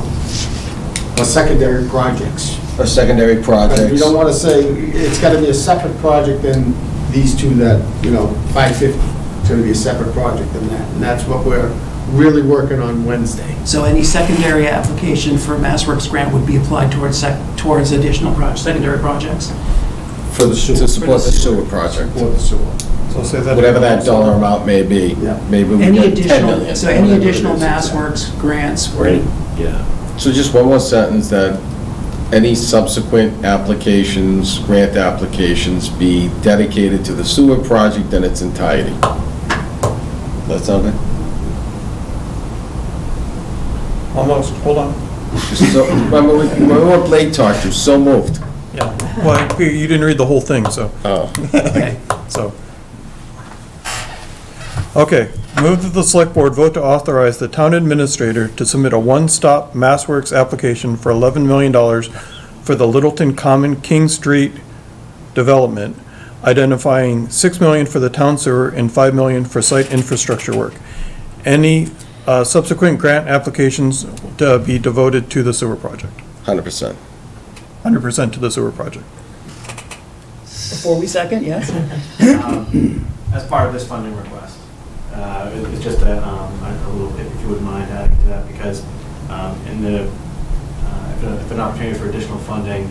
Okay, so any subsequent grant applications pertaining to this request be devoted to 100% to the sewer project. Okay. Seconded as amended. Any further discussion? No. All those, so moved by Mark, seconded by Gary. All those in favor signify by saying aye. Aye. The board, the chair's in favor, 4-0. Let's go find some money. Thank you. Let's go find some money. Good luck. Thank you. Minutes. The minutes of May 9th, 2022. Did everybody read them? Are there any changes, alterations? It was all a blur to me. All right. I will entertain a motion. Move the select board vote to approve the meeting minutes of May 9, 2022, contingent on the inclusion of the listing of meeting exhibits. Second. Motion made by Mark, seconded by Cindy. All those in favor signify by saying aye. Aye. Chair's in favor, passes 4-0. Motion to adjourn. Motion to adjourn. So moved. Moved. Who seconded? Moved by Cindy. Ha ha ha! Good. Seconded by Gary. All those in favor signify by saying aye. Aye. Aye. Chairs in favor, 4-0. Thank you. Thank you very much, Littleton. Good night. We will be back on June, when is our next one? 13th, is that a Monday? June 13th, yes. I believe that's correct. Thank you very much.